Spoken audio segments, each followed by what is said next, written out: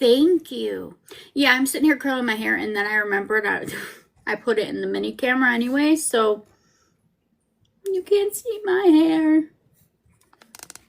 I'll be right back. While people are loading in, I'm going to run to the bathroom. I'll be right back. Then we'll start, and it'll be all good. Then everybody can be happy, and nobody has to report. Like, really, you have to ruin our day? Like, the audacity of some people.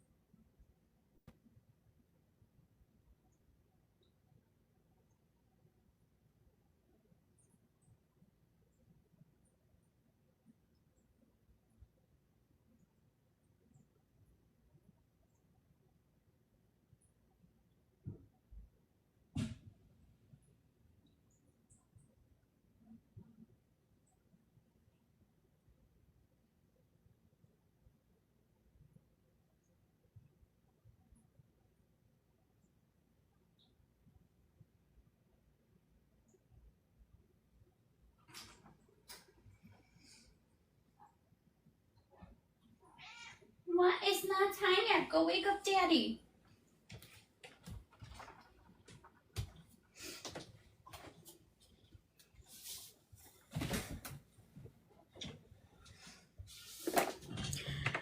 Okay, we're ready then. Okay. Let's continue. To us, at the time of the autopsy, they might not be known to us ever. And therefore, while the cause of death is my medical opinion, the manner of death depends on information I get from other people. Are you always able to reach a conclusion on manner of death? No, that's why I said that in cases that we cannot, that manner of death is classified as undetermined. I want to now ask you about whether or not you examined John O'Keefe. Yes, I did the autopsy on Mr. O'Keefe. When you examined Mr. O'Keefe, did you work with a team or by yourself? No, we always work in a team. The team is made up of the medical examiner and a medical examiner's assistant that helps with the actual performance of the autopsy. So hold the hell on. You're not the medical examiner? Autopsy, especially when we examine the head. And then, of course, we work with the toxicology lab and in this particular case, our neuropathologist. The medical examiner's office, is that a division of the Massachusetts State Police? Welcome back. No. Is it a division of the Norfolk County District Attorney's Office? No. Now I see that I wrote that down. I'm such a dork. I wrote it right here, forensic pathologist. Thank you. I didn't even look at my notes. Is the medical examiner's office independent? Yes. When you conduct an autopsy, are representatives of law enforcement or district attorney's office able or allowed to attend an autopsy? Yes, they're usually allowed to attend the autopsy if they wish. Is that an uncommon practice? No, it's not uncommon. Would you remember when your autopsy of Mr. O'Keefe occurred? Yes, I performed the autopsy on January 31st of 2022. If you have notes? Yes, I do. I think you'd be able to use them, but we'll just want to indicate that you're reading from your notes if that's the case. Thank So you. you can use your notes, Doctor, just. Thank you. Thank you, Your Honor. When you began the autopsy of Mr. O'Keefe, do you know who, if any, representatives from the Massachusetts State Police or the Norfolk County District Attorney's Office were present? If anybody watched ahead and could tell me whether or not they show any images from the autopsy, that wouldn't count as a spoiler. That would count as helping me. So let me know, please. Don't remember their names. I do believe there were 2 individuals, and every person who attends an autopsy has to sign a log, and their names thank would you. be logged in our records. I don't remember their names. What is the role of law enforcement relative to the actual God. physical autopsy? Do they have any role? No, they're not part of the autopsy. They don't have a role. Their role is to observe. Sometimes they will ask questions. No, she can, but expected to be compared to her last testimony. And based on my findings, they might, go on and do their investigation. Does your office photograph things of interest, like injuries on the person that you're doing the autopsy on? Yes, we do. Is law enforcement allowed to take their own photographs as well? Yes, Did you in fact memorialize your findings in this case? I did. Are there a number of different ways in which you memorialize your findings? Yes. Oh, I'm sorry. I took notes, Yes, she does. physical notes, pen and paper. There's a report that's issued within 90 days of the completion of the autopsy, and then photographs, digital photographs. You mentioned a report is due in 90 days. Is that often referred to as an autopsy report? Yes. Why 90 days? That is the standard that is set by the National Association of Medical Examiners. We're part of NAME, and therefore we try to have a finalized report for all our cases within 90 days, because we know that families are waiting for these reports, and therefore we do our best to finish a report within 90 days. Did you in fact complete a so-called autopsy report in this case? Yes, I did. In addition to the autopsy report, well, included in the autopsy report, do you make handwritten notations about locations of injuries? Yes. And share with us how's that done. Is there a picture or a graph? There's a diagram, a body diagram that we use to mark the location of injuries. May I approach, Your Honor? Yes.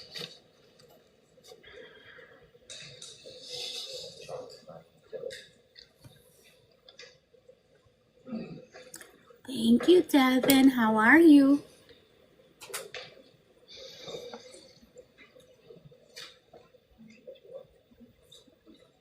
May I? Yes.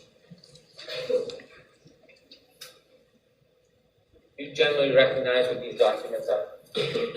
Yes, these are my diagrams doing well, from thank you. Mr. O'Keefe's autopsy, And you just very basically describe each one of them. some of them.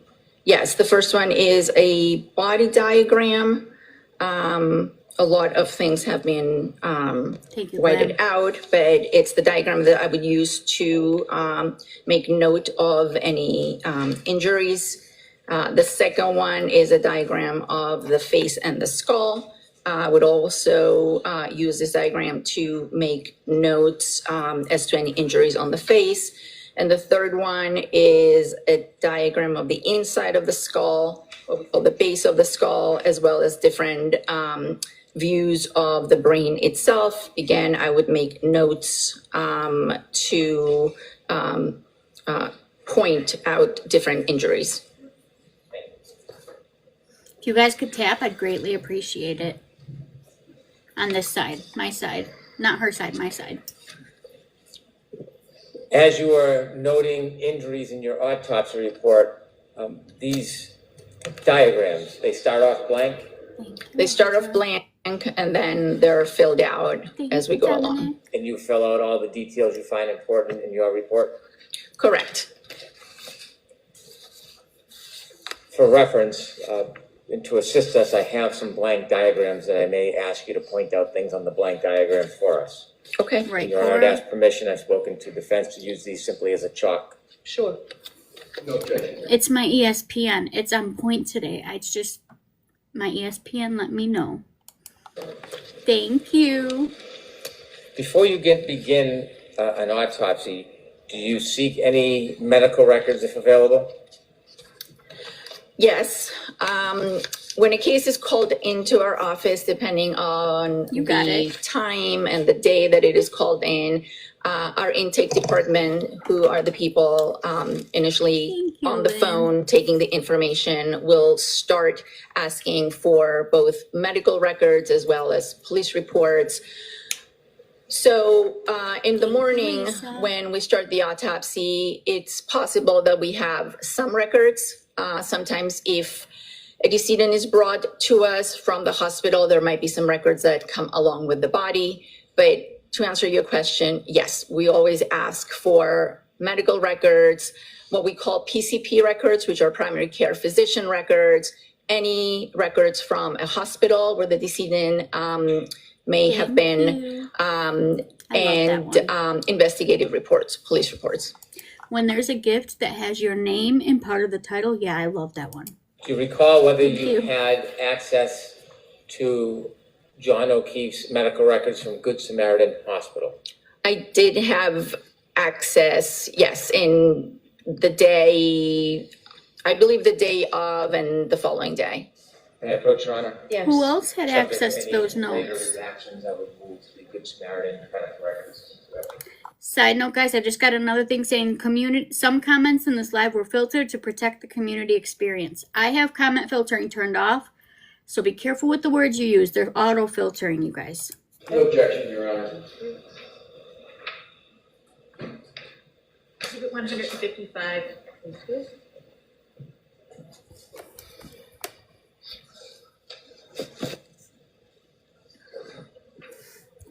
That's because I got the good ESPN. It's just on point today. At this time, I would move for identification all photos of Mr. O'Keefe. I would be a horrible comedian. I'd be one of those comedians where it's things that aren't really funny. Like you're like, you can't tell whether it's fake or real. And then I would be the one that couldn't stop laughing at themselves when they tell jokes. So I'd be horrible. Injury at Good Samaritan Hospital for identification. Okay. What is that called? JJ for ID. What is that kind? That Further, called? this That time type I of? move for identification all OCID Thank you, Iggy. medical examiner photos. Exhibit KK for ID.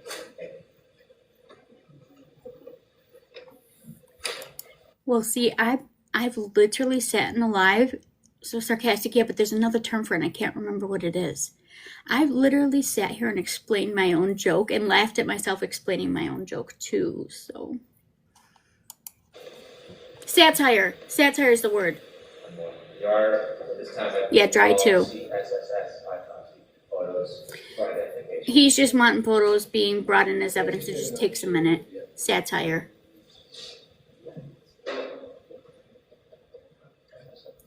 But I'll never be like that chick that said that her parents owe her money and she sued them because they didn't get a medium to ask her before her birth if she wanted to be born. That is not the kind of satire I'm talking about. Thank you for the follow.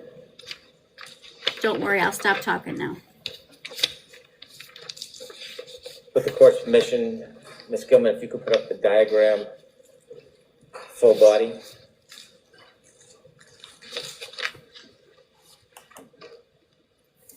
Could enlarge that a little more. Thank you very much. Could you explain this to us? Yes, this is the diagram that we use during every autopsy. As you can see, we note the name of the decedent. Every case has its own number. In this case, it was 22-1697. And then we take note of, as I mentioned, during the external examination, physical characteristics such as hair, eyes, teeth, And then on this diagram, we would note any scars we see on the body, any tattoos we see on the body, any injuries we see on the body, and any therapeutic interventions. Those would be things that are sometimes done either by emergency medical hear you, personnel or at the hospital. Everything would be noted on this diagram. Now, if you could take us through, I'm going to ask you. Not to us, no. We'll go body part by body part, if that's okay.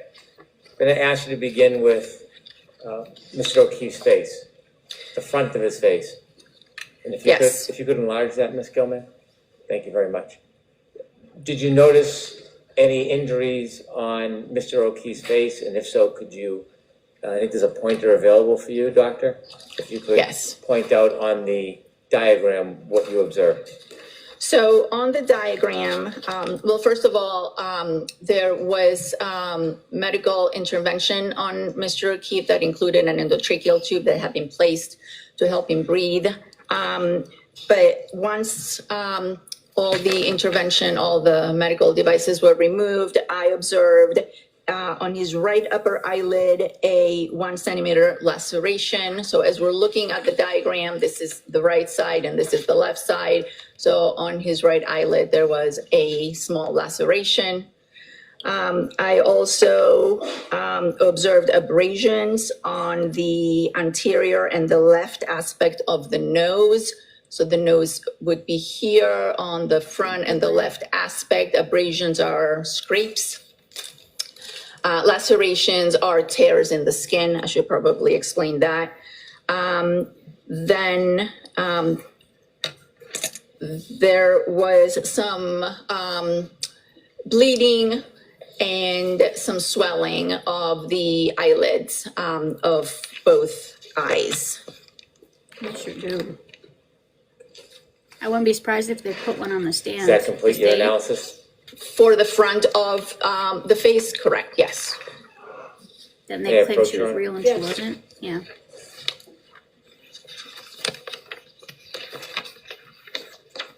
Okay.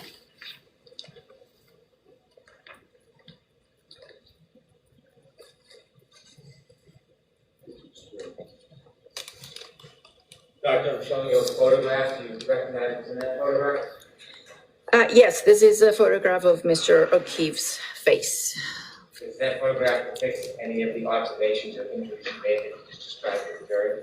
Yes, it shows the small laceration that I noted during the autopsy on the right eyelid.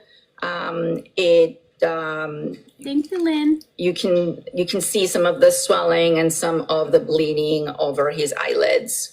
I love And that one. that's pretty much all I can see because it's a side view. Is there an apparatus? There is what we call an endotracheal tube, as well as a C collar or a C stabilization collar. That's something that would have been placed on him by Thank you, medical Leah. personnel. All right, we'll just get evidence, I Thanks, guess, for instruction. Okay. No objection, Your Honor. All right, so folks, during the testimony of Dr. Scordi-Bello, photos will be introduced to you. They're photographs of John O'Keefe that Dr. Scordi-Bello, I thought you guys said it wasn't going to show anything. She's saying otherwise. from the autopsy. So you'll have them in the jury room with you. I'll put them in an envelope, or I'll ask that they be put in an envelope. So if you don't want to look at them now, you don't have to. At some point, we'd ask that you make sure you look at it. Got it. Thank you.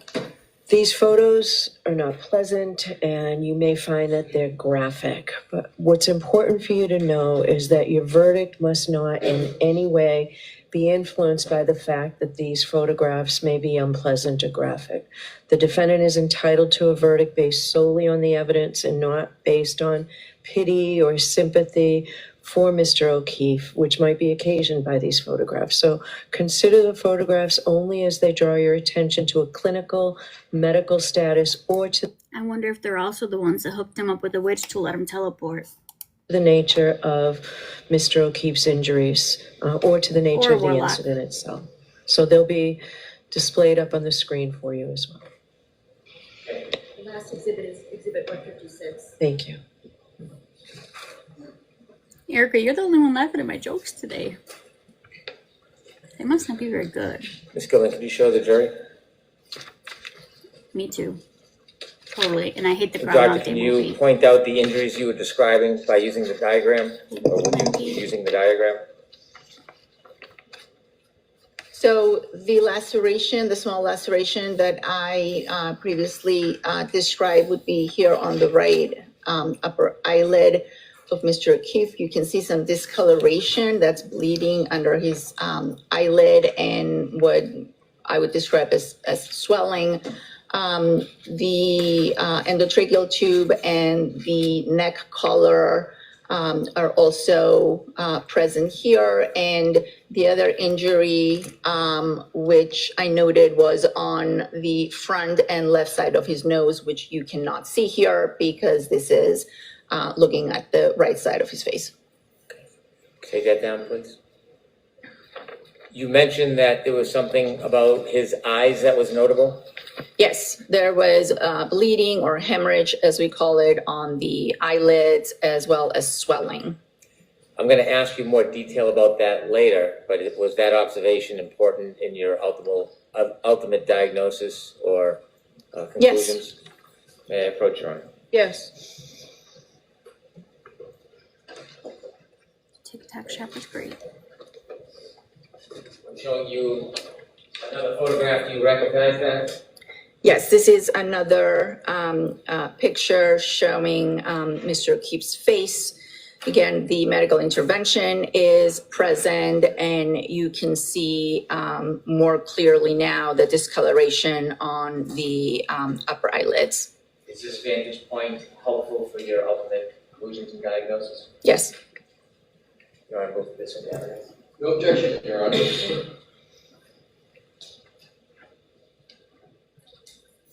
Exhibit 157. This is not a time for me to With laugh. the court's Don't make permission, me I'd like to laugh. show this to the jury. Yes. P645, please. People will misinterpret my laugh. Doctor, could you point out what was significant regarding Mr. O'Keefe's eye area? So I noted that there was discoloration, that's bleeding, that's blood, that's under those eyelids. The eyelids appear puffy, that's what we call edema or swelling. And then also there were two abrasions, two scratches on Mr. O'Keefe's nose. You can see one here and then the other one on the Thank more you, front Dominic. part of his nose. Okay, could you take that down, please? That was in the red solo cups, but don't worry, they didn't test it, so it doesn't really matter. If we could move down a bit to the chest and stomach area, did you make any observations about this area, Dr. Scotabella? The observations that Just in case. Never mind. I not made on the chest were that there was, as I mentioned before, there were defibrillator pads on the body, and there was an abrasion that's very commonly seen in people who have undergone resuscitation.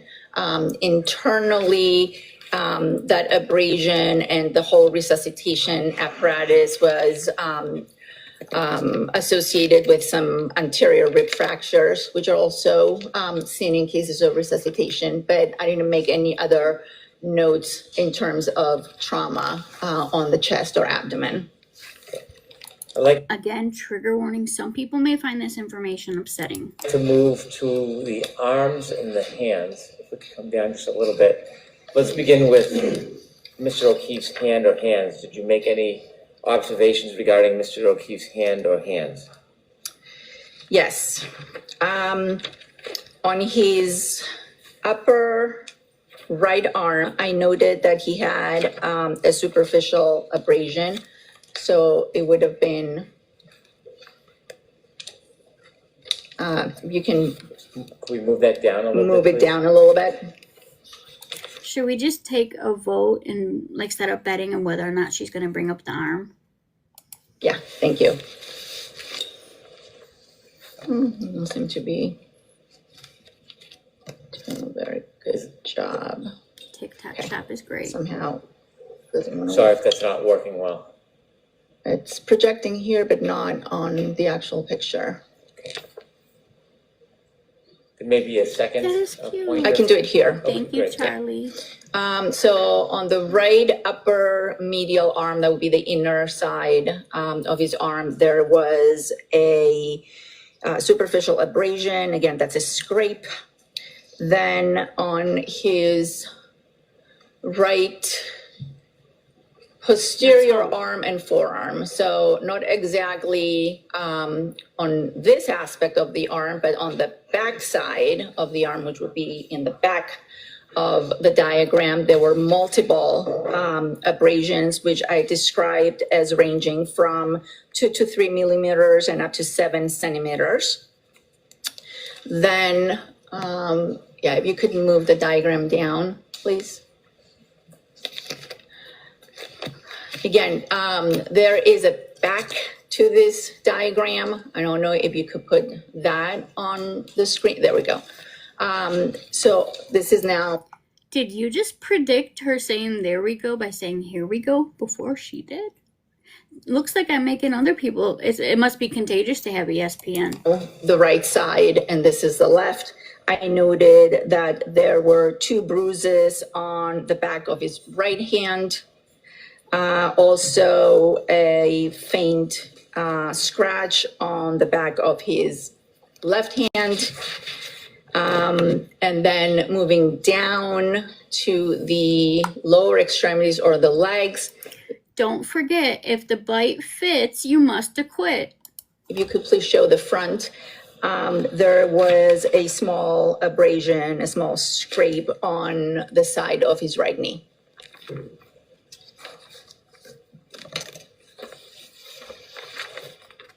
May I approach your Honor? Yes.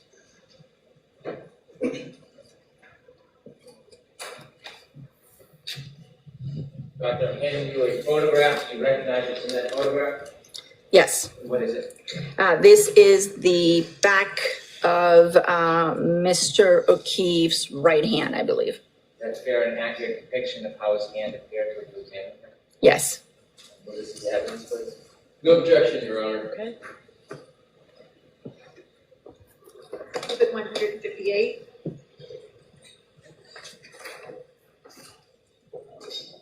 With the court's supposed to permission, I'd reset show the chat. 647 to the jury. I'm just doing it just in case it works. Never know. You guys. And could you explain, you said there were 2 bruises. Could you point those out for us? Yes. There's one here and one here. Did you attempt to assess those, determine I'm getting really sick of pulling the screen down. We might just have to move to YouTube. I'm sick of this. whether you could conclude or opine on a cause of those? No, I did not. Well, I take that back. I'm sorry. So this particular one has 2 small little pinpoint defects in the middle, which we sometimes see when emergency personnel tries to get access to a vein for fluids, for intravenous fluids. So Well, if you guys are not subscribed over on my YouTube, we might just be using that soon. So make sure you go to Michelle's Criminal Musings on YouTube. but I did not put that in my report. I just described it as a contusion. Is it common to see that type of coloration where medical personnel put intravenous or I can't. other types I'm of sorry. support into somebody's hand? Yes, it's very common for the skin to bruise when someone tries to get access to a blood vessel. Thank you, Jamie. The other coloration that is unrelated to those 2 small points, would you have a description of what those are? No. This morning, yeah, a little while ago. I'd also like to show you exhibit number 1. I'm just gonna leave it this way for a second because better safe than sorry. Exhibit number 1, please. Thank you. You use the word superficial. What does that mean? Superficial means that the abrasion is on the superficial layers of the skin, usually the epidermis and sometimes the Honestly, that looked like a huge ass spider bite. There were 2 holes that literally looked like a spider bite. dermis, but there's no penetration of the skin. When you're assessing to determine whether there's any penetration, do you measure the length of the wound? Not Or that the kind. abrasions? Penetration would be measuring the depth. If there was actual penetration, I would have to measure how deep Get your minds out of the gutter. into the skin. For example, when we assess stab wounds, we have to measure the depth of the wound.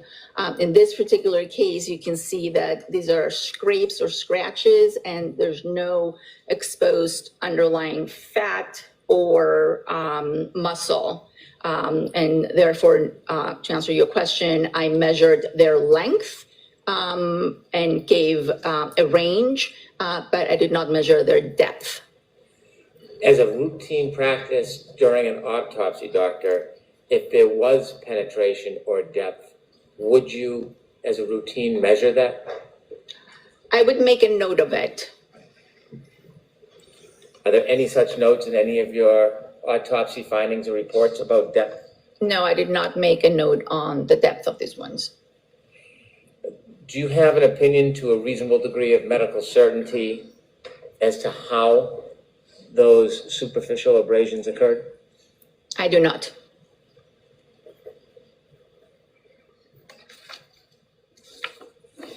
And I asked you about the hand, which we just saw, and I should ask you the same question. Do you have an opinion to a reasonable degree of medical certainty how that coloration, aside from the medical intervention, do you have an opinion to a reasonable degree of medical certainty how the other discoloration happened on Mr. O'Keefe's hand? Showers, please hold all hags because they're comment filtering like crazy. I can state to a reasonable degree of medical certainty that that's a bruise, a contusion, but I cannot tell you how it occurred. And to summarize finally what we've been through so far regarding the Yes, much better. scrape on Mr. O'Keefe's right eye, Plausible deniability needs to be in play here. can you provide an opinion to a reasonable degree of medical certainty how that scrape occurred? No, I cannot.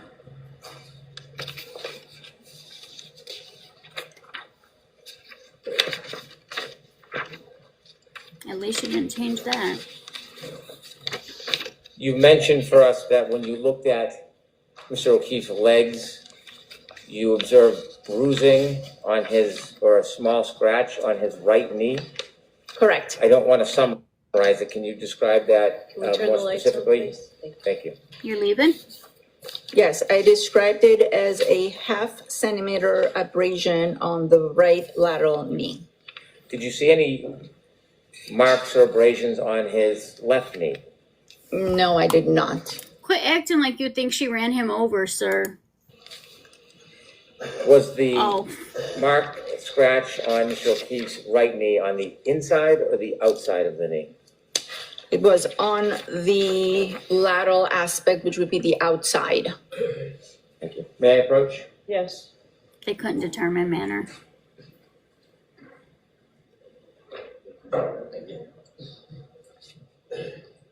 Doctor, I'm handing you a photograph. Do you recognize what's in that photograph? Yes, What is it? this is a picture of Mr. O'Keefe's lower extremities, his legs.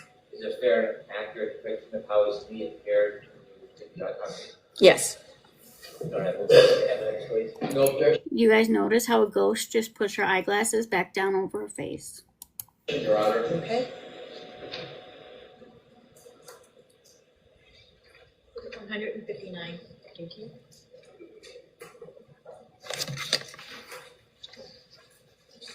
With the court's permission, I'd like to show the jury 9467. Yes. I asked if you guys saw that a ghost pushed her glasses over her face because that totally happened. You used the word lateral and you talked about abrasion or a scrape. Could you look at this photograph and could we enlarge it, Ms. Gilman, and could you point out to the jury? Those of you that watch and ahead are explain what it is that you slacking. saw? Yes, you can see the abrasion here with a little bit of adjacent discoloration, but this is what I was describing. I'm sorry, we If you could can't. zoom back out, please. And you didn't see any similar type bruising or abrasions on the left knee? No,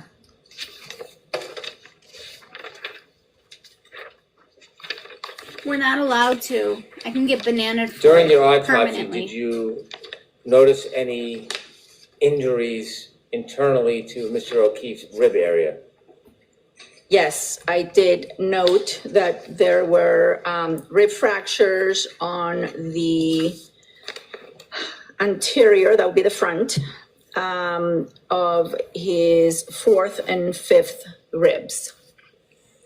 And so would that be his left or right side? It would be both the right and the left, and it would be the part of the rib that is closer to the sternum. We gotta type that Is there a F1. number of ribs that had fractures, or are they connected as one? The fourth and the fifth, both on the right and the left, close to the sternum. Anybody that wants to see the pictures, you can Google Have them and you, they'll pop in your up. experience, seen ribs fractured during first aid or medical intervention? Very often, yes. Given your experience and your study of Mr. O'Keefe's body, do you have an opinion to a reasonable degree of medical certainty how those rib Right, fractures Dominic? were obtained? I believe those rib fractures were due to resuscitation. And you have that opinion to a reasonable degree of medical certainty? Yes. Why are you looking at Bev?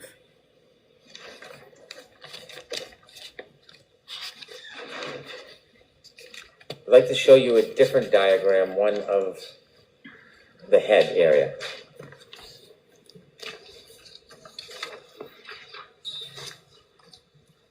That's what I thought too, but I'm not a If nurse we or could doctor. enlarge the bottom right. Thank you. Using that diagram, could you assist us, doctor, and explain to us any observations you made about the back of John O'Keefe's head? Yes. I agree, Mikey. The main observation was a laceration Oh, we see this. that is a skin tear on the back of Mr. O'Keefe's head to the right of midline. So this would be the midline. The laceration was somewhere here, is what we Now go ahead and ask, would it be consistent with someone hitting him in the back of the head with the glass? call the right occipital. Yes, guys, please remember to say IMO when you're typing, because people will come in and say, Michelle's passing misinformation. We don't want that. Area, and associated with that, there was an abrasion over it Thanks, Parker. that would have been here. So this was what we call a compound injury, an abraded laceration. It's auto We'll filtering turn in a comments few again. moments to your autopsy observations about the inside of Mr. O'Keefe's skull. But first, I want to just show you a photograph relative to what you've described to us. May I approach, Your Honor? Yes. Well, they're saying that they had signs of life on the way to the hospital. They didn't have signs of life until they were gone. It just is something that I heard helps reset the chat. It tells me that it's comment filtering when I have it turned off. So I try to reset that, so you guys gotta be careful with what you're typing. Well, good morning, Sleepy. I've been up for at least a little while. Yeah, okay.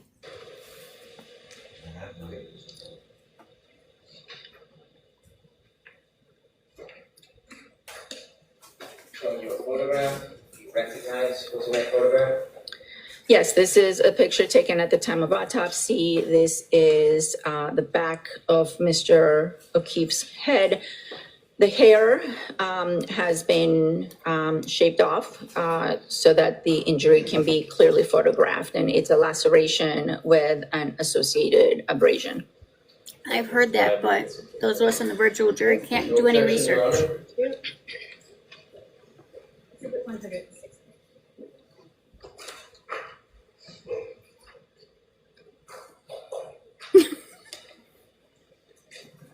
Did you really?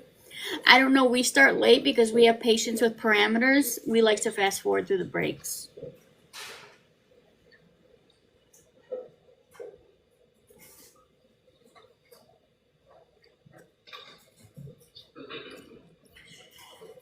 Plausible deniability, Lisa Marie.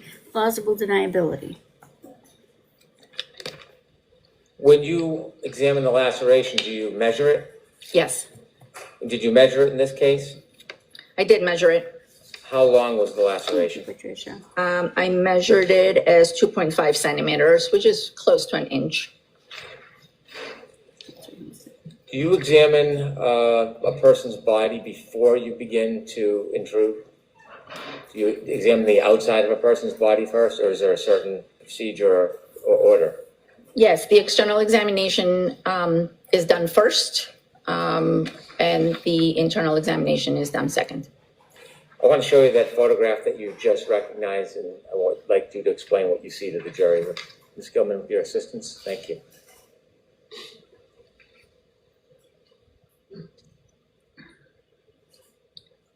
This is the laceration that I noted, and this is the scrape that's associated with it. Take that down, please.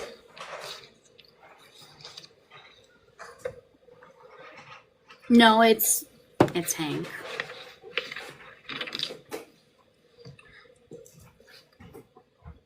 After you make observations, what are your next steps in an autopsy? The internal examination, after the external is performed, the pictures are taken, then we proceed with the internal examination of both the, as I mentioned before, the torso, the body, as well as the head. I'd like you to take us through the internal examination. Did you have a chance to look internally behind the laceration you saw on the back of Mr. O'Keefe's head? Yes, And when you did that, could you describe for us what you saw? yes. The way we examine the head is we make an incision with a scalpel behind the ear from one side to the other. That allows us to reflect or pull back the scalp, and that will expose the Just in case, we love the TikTok shop. The TikTok shop is great. side. We don't disfigure clearly Thank you, Tammy. the face. And when we reflected or when we pulled back the scalp, I noted that there was blood, what we call hemorrhage, under the laceration or associated with the laceration on the back of the right head. TikTok shop is great. There were skull fractures. Nope. You guys know today we're supposed to get really bad weather. They're predicting tornadoes. On the right side of the head. Slam. Were the skull fractures in the same or different area? The skull fractures were in multiple areas of the skull, what we call the base of the skull. If I rewind, that means you have to hear all of it, and I was muting certain words so that way we didn't get dinged. So, do you like need me to go back? I will if you need me to. Thank you, baby.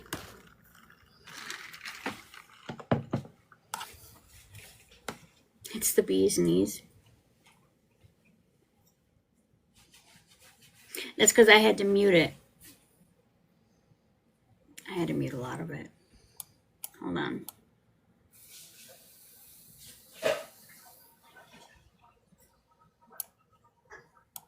Head. Yes.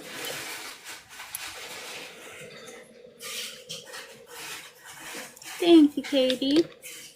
When you examine the laceration, do you measure it? Yes. And did you measure it in this case? I did measure it. How long was the laceration? I measured Thank it you, as Emerson. 2.5 centimeters, which is close to an inch. Do you examine a person's body before you begin to intrude? Do you examine the outside of a person's body first, or is there a certain procedure or order? Yes, the external examination is done first, and the internal examination is done second. I want to show you that photograph that you just recognized, and I would like you to explain what you see to the jury. Ms. Gilman, with your assistance, thank you.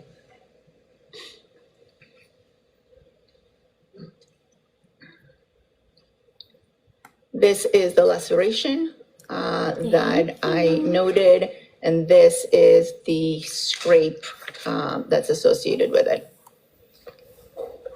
Take that down, please.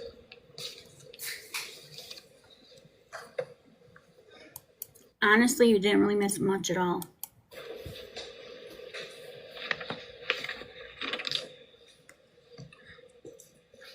We were just talking about how great the After you TikTok make shop is. observations, what are your next steps in an autopsy? The internal examination, after the external is performed and pictures are taken, then we proceed with the internal examination of both the, as I mentioned before, the torso, the body, as well as the head.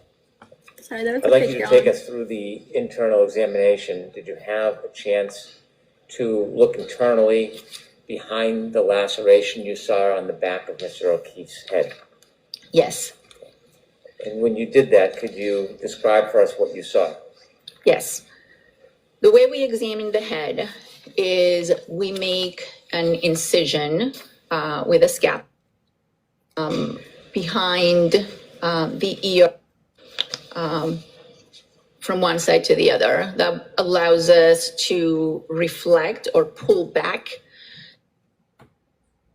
Will expose the skull underneath. We do this carefully so that we don't disfigure clearly the face. And when we reflected and when we pulled back the scalp, Thank you. I noted that there was blood under the laceration or associated with the laceration on the back of the right head. And then furthermore, there were scratches associated with that Skull fractures. laceration, abrasion on the right side of the head. Were the skull fractures in the same or different area? The skull fractures were in multiple areas of the skull, what we call the base. This was the part that I had to mute a lot too, so you're not going to get to hear this answer because it's a lot of big words that TikTok doesn't like. The TikTok shop is great. She's talking about the dark matter. To look at the base of the skull, I noted that there were multiple fractures that appeared to be originating from the area of the laceration, or what would correspond to the area of the laceration. Trust me, I wish I didn't have to mute any of it. Complain to TikTok. When you made your examination of the fractures in the skull, did that lead you to your opinion, or was there more you needed to look at before you came to an opinion about the cause of death?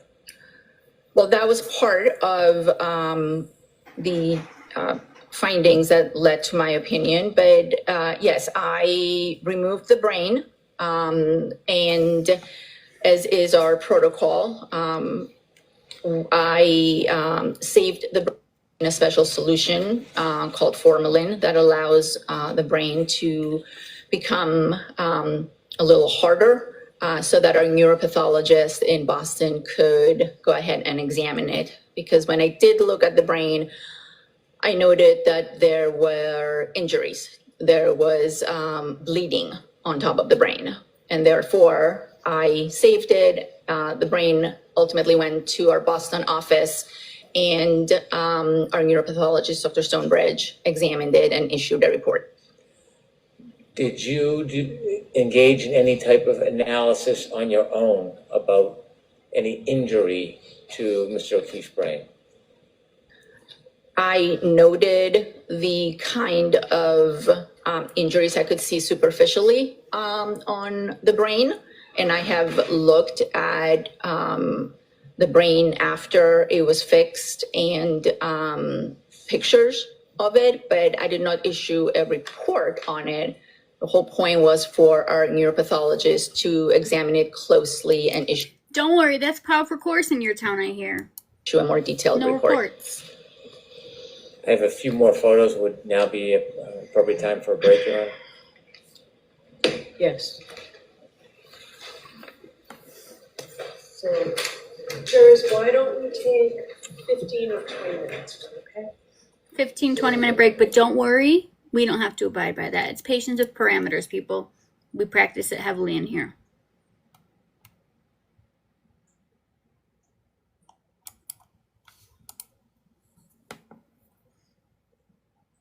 Yeah, but remember, you know, those hot mics, those will get you every time. Every damn time.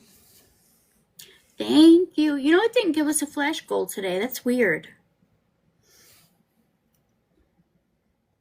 That's not nice. It better give us one. We got to make number 14.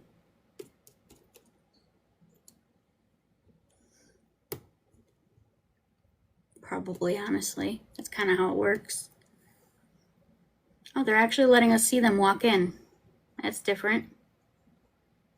You guys said the mom wasn't in the courtroom for that?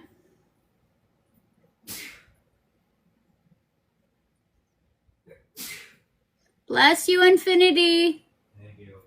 He sneezes like a million times, one after the next. He gets sick of me saying bless you, so I just go with Infinity.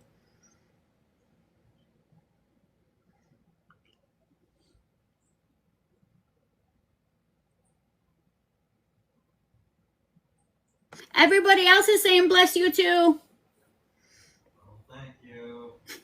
Did you hear him?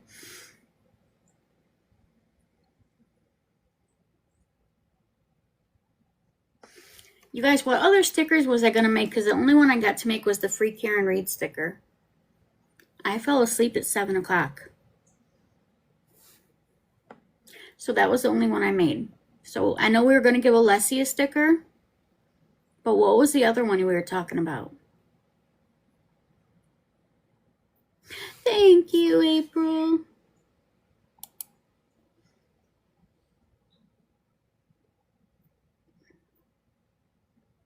Here we go.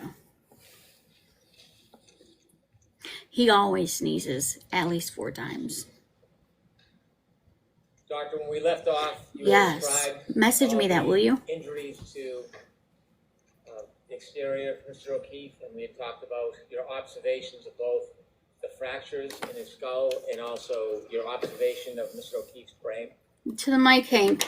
You mentioned earlier that you use other resources, other testing. Okay, that was creepy. That my ESPN just scared the hell out of me.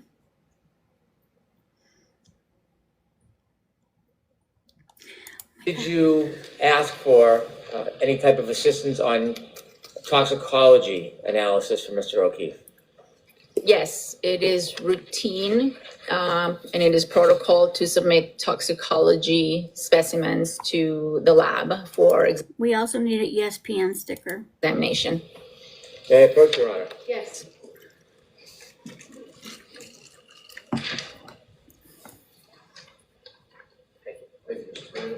And shut the front. Doctor, I'm handing you a document. Do you recognize that? Yes, this is the report of toxicology from the State Police That's why it's funny, Glam. Crime Lab for Mr. O'Keefe's autopsy. Have People you seen sit that there document like- before?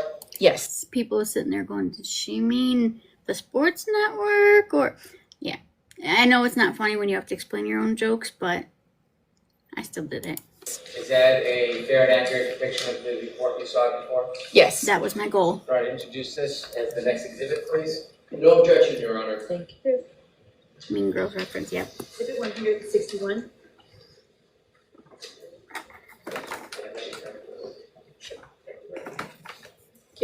But to be fair, I said it before they did, so I win.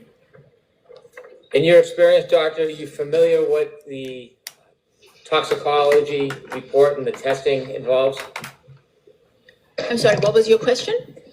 Are you familiar in your experience with what is involved in a toxicology test? In general terms, yes. And if you studied Mr. O'Keefe's toxicology report, was that important or part of your analysis and your ultimate conclusions? It was one piece of evidence that I took into consideration, yes. In the toxicology testing, is there a search to see if there are any type of drugs or medications in Mr. O'Keefe's blood? Yes. Okay. And was there any? There were no prescription medications, there were no illicit drugs in his system. It reminds me of a In a snake. toxicology, is there also a testing for blood alcohol content? It's like a Yes. snake. What is the difference between ethanol in heart blood and ethanol under 1102? In vitreous humor. Yes. So we usually submit multiple specimens for toxicology. Some of the specimens are used for screening of classes of different drugs, and then other specimens Thank are you, used Tammy. to confirm, the presence and quantify a particular drug. So in this particular case, the lab tested the heart blood, which showed that it had an ethanol level of 0.21 grams per deciliter. And they also tested the vitreous, which is the fluid that sits behind the eyeball. And in that specimen, the ethanol was slightly higher at 0.28. Thank you, doctor. You know who I haven't seen today at all was Binks. I haven't seen him at all. After your autopsy and observations of Mr. O'Keefe's body, inevitably, did you come to a conclusion about the manner and cause of Mr. O'Keefe's death? And I'll ask you first about the cause. To a reasonable degree of medical certainty, did you reach a conclusion about the cause of Mr. O'Keefe's death? Yes, the cause of death was determined to be blunt impact injuries of head and hypothermia. You mentioned two different things, blunt impact and hypothermia. Was Correct. there a primary cause of death in your opinion? The blunt impact injuries of head. Hypothermia, was that sufficient to be a primary That's cause new, of death, no? in your opinion? In the absence of head trauma, hypothermia is a cause of death, but I'm not able to make that determination in this case because we do have the blunt impact injuries of head. So if I understand, you are not saying to a reasonable degree of medical certainty that hypothermia was the cause of death? Not the primary. No, he It was contributed, 0.21. but the primary cause of death was blunt impact injuries of head. Did you learn what Mr. O'Keefe's body temperature was when he was brought to the hospital? Yes, some of the medical records stated that his body temperature was 80.1, I believe, degrees Fahrenheit, And what is a normal body temperature? 98.6. To all my nurses in here, shouldn't he have been colder than that? If he was out in the cold for all those hours, shouldn't he have been colder?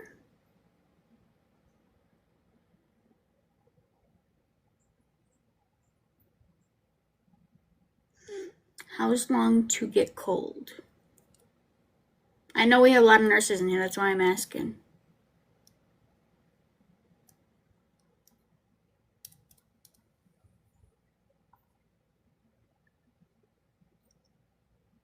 Please, AJ, have picked up on that.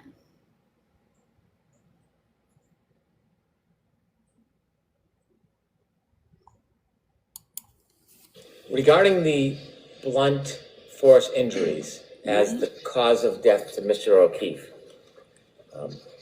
At some point when you were conducting your autopsy, or even at the end when you drew your conclusions, were you able to reach a conclusion as to the manner of Mr. O'Keefe's death to a reasonable degree of medical certainty?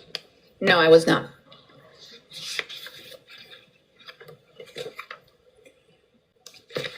How about the After you fact that it was complete your blizzard? findings, including the manner of death and the cause of death, even if undetermined, are you required by statute, by law, to file a report or a document?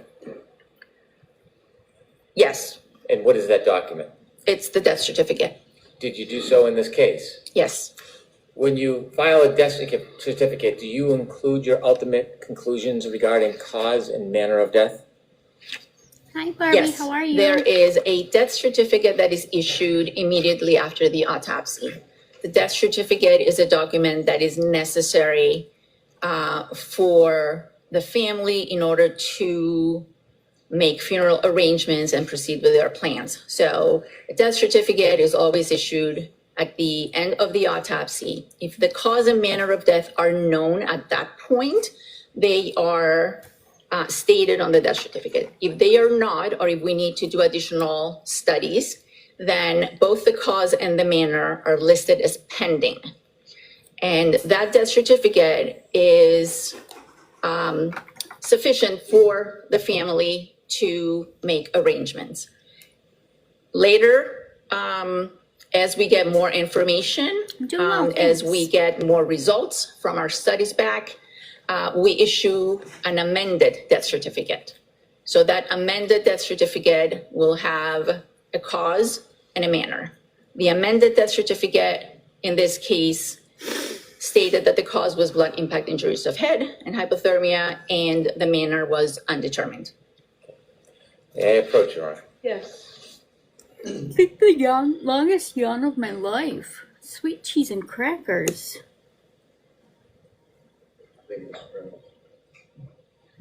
Dr. I'm handing you a document. Do you recognize that document?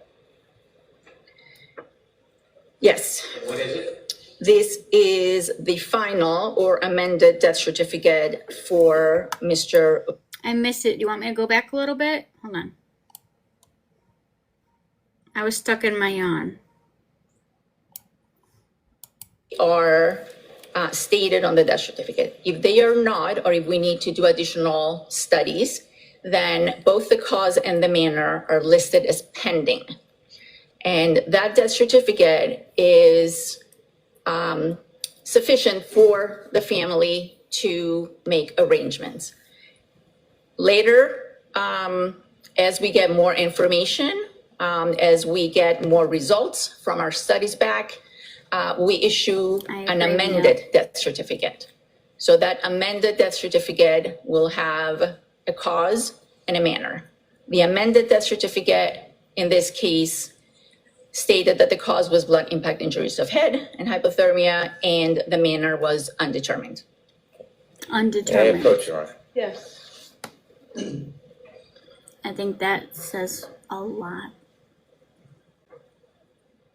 And nothing all at the same time. Doctor, I'm handing you a document. Do you recognize that document? Yes. Exactly, Lucid. This is the final or amended death certificate for Mr. O'Keefe, stating that the cause of death is blunt impact injuries of head and hypothermia, and that the manner of death could not be determined. Do you recognize that document as accurate? Yes. Your Honor, move this into evidence, please. No objection, Your Honor. All right, thank you. I love how they're always really loud when they say no objection. It's letting them know they're not scared of anything. Hello, snoozing. How are you? Are you done snoozing? I know, I'm a dork. After issuing the death certificate and after the 90 days pass, have you done any further study or investigation on this case, Doctor? No. Thank you. I have no further questions. What, Nala? What's the matter? Free Karen Reed, you said? Okay. She said, yeah, you heard that. I just asked her if she said Free Karen Reed. She said, yeah. You heard her, right? You heard that, right? You guys heard that, right? She said, yeah.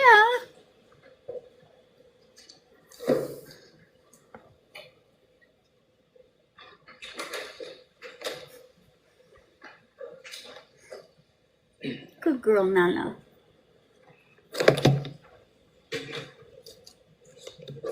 Her and I have whole conversations. We really do.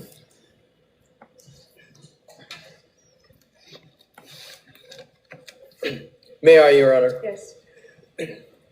We have not had the Right. pleasure of meeting, so good morning, Dr. Squirty-Bello. That sounds like an Alessi again. With regard to cause of death as opposed to manner of death, is it correct that a forensic pathologist is tasked with determining that cause of death that includes contributing factors, injuries, and circumstances regarding the medical legal death investigation? Is that a fair statement? Yes. And I'm using the term medical legal. Is that a term that you're familiar with? Yes. 1 second, guys.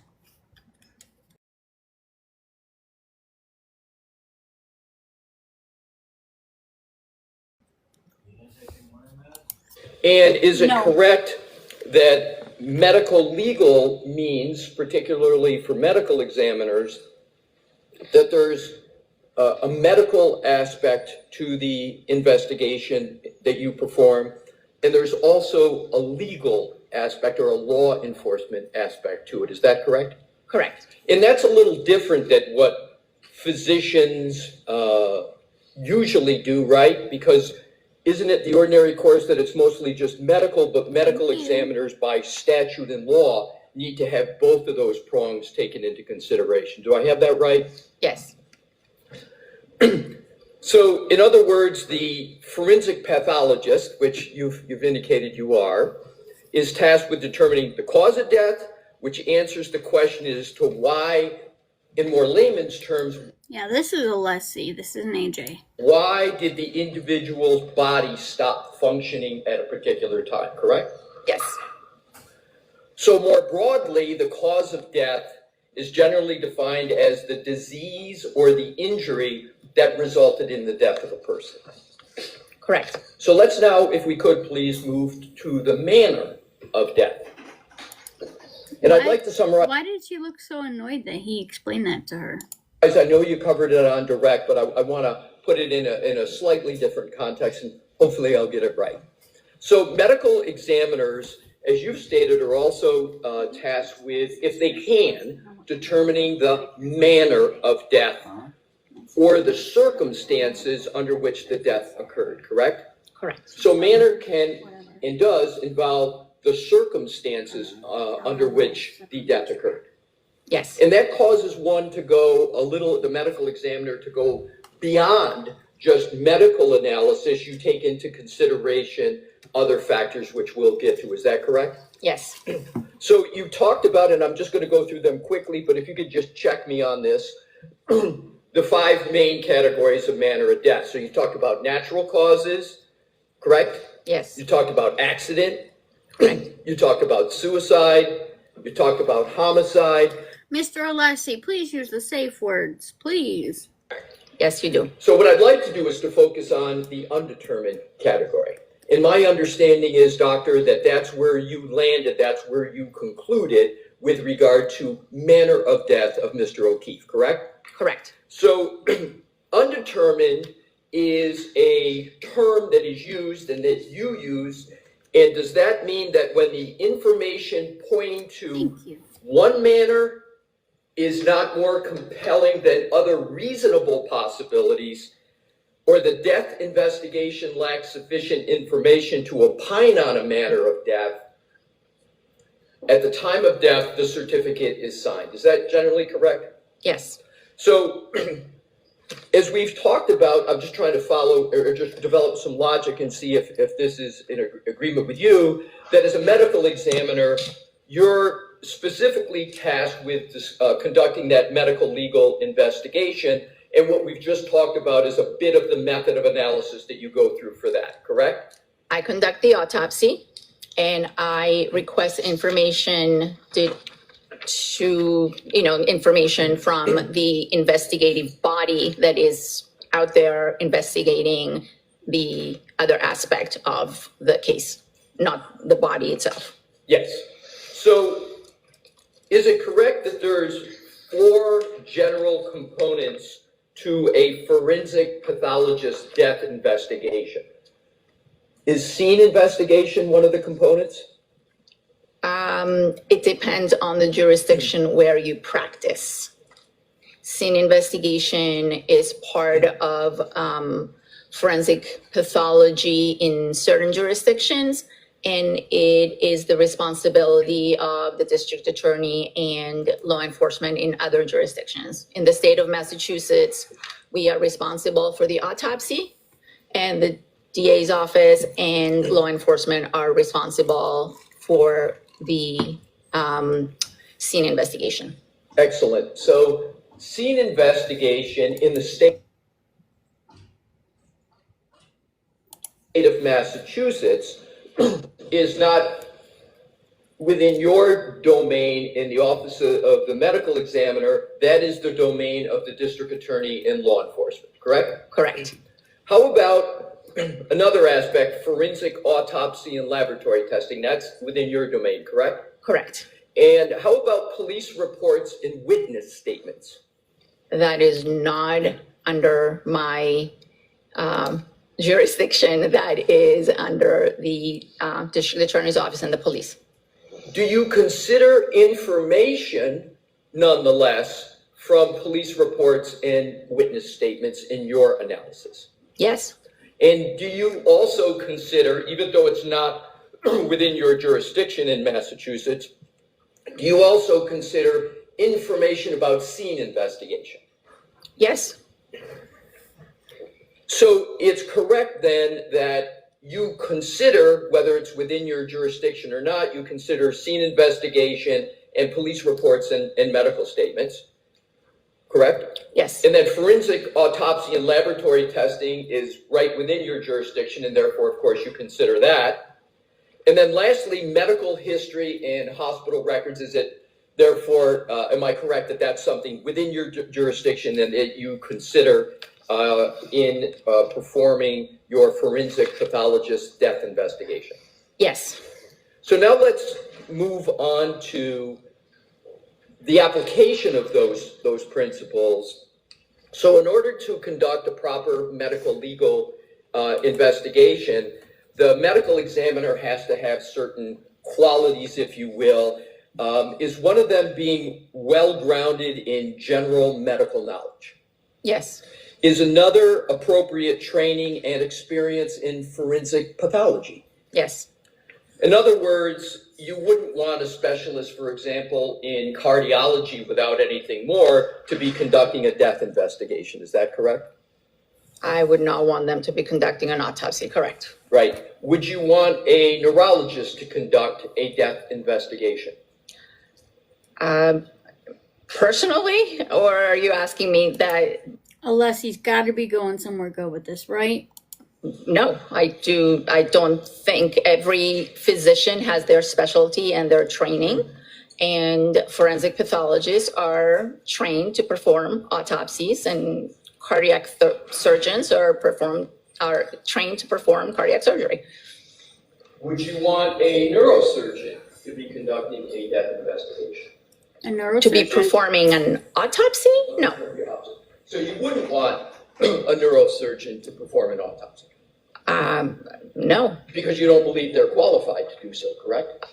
I don't believe they've had the appropriate training to perform an autopsy. Unless it was a buy one, get one free special when he went to the university. Maybe he got both, but I doubt it.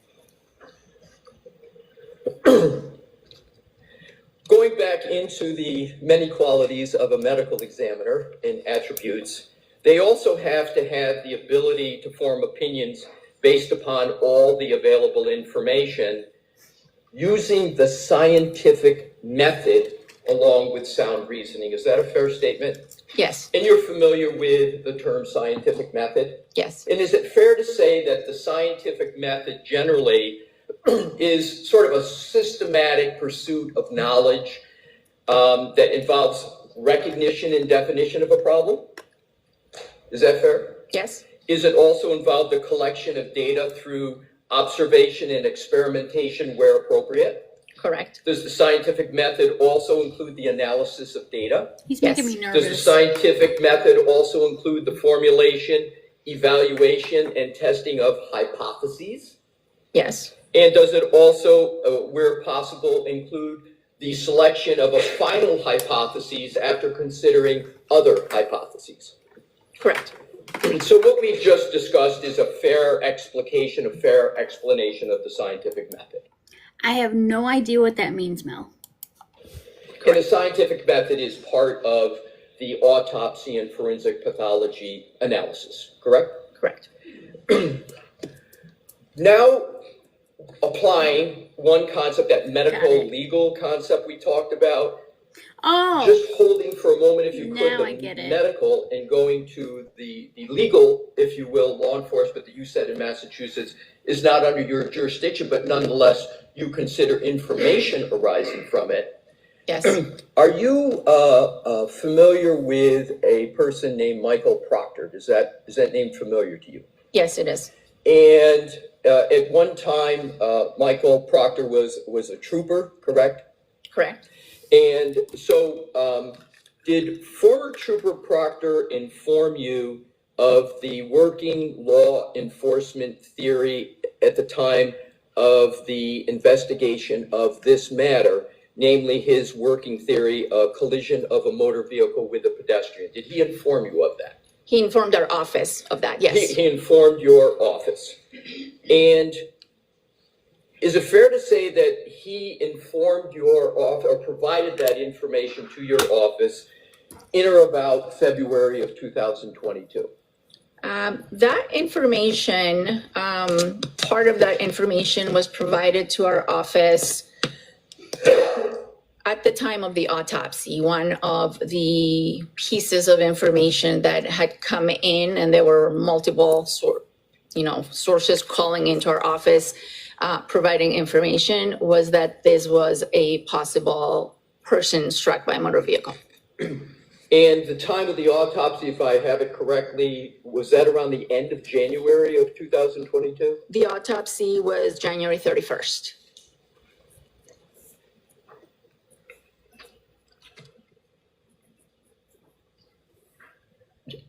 Your Honor, if I could, with your permission, please publish a photograph which Your Honor has and the parties have stipulated, or that's in evidence. And this is the one. May I approach, Your Honor? Yes. May I show that to the witness? Okay. I wish stickers were bigger because I really want to make a sticker if Chloe bit you must have quit. All right, so I can't get that in my head. Mark this as the next exhibit. There's no objections to Brendan.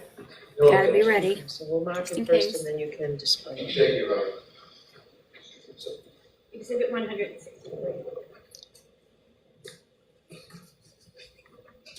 Thank you. May I, Your Honor? Yes. Thank you. Dr. Squirty-Bello, Yes. if I could hand that to you, please. You can take Don't do me a look dirty, at it, and when Leslie. you've had a fair opportunity to look at it, you can just look back up and I'll Me too. proceed at that time. Cora. Yes, I recognize the picture. Well, I've never seen this picture before, but I know what it's depicting. Thank you. What is depicted in that picture? It's a picture of two individuals standing in a morgue setting, which looks very similar to our morgue at the Cape Cod office. Very good. If you could just hold that for a moment and with the court's permission, could I publish that for the jury? Okay. Thank you. Mr. Wolf? And if you could please zoom in on the Just in two case. individuals in that picture. Okay.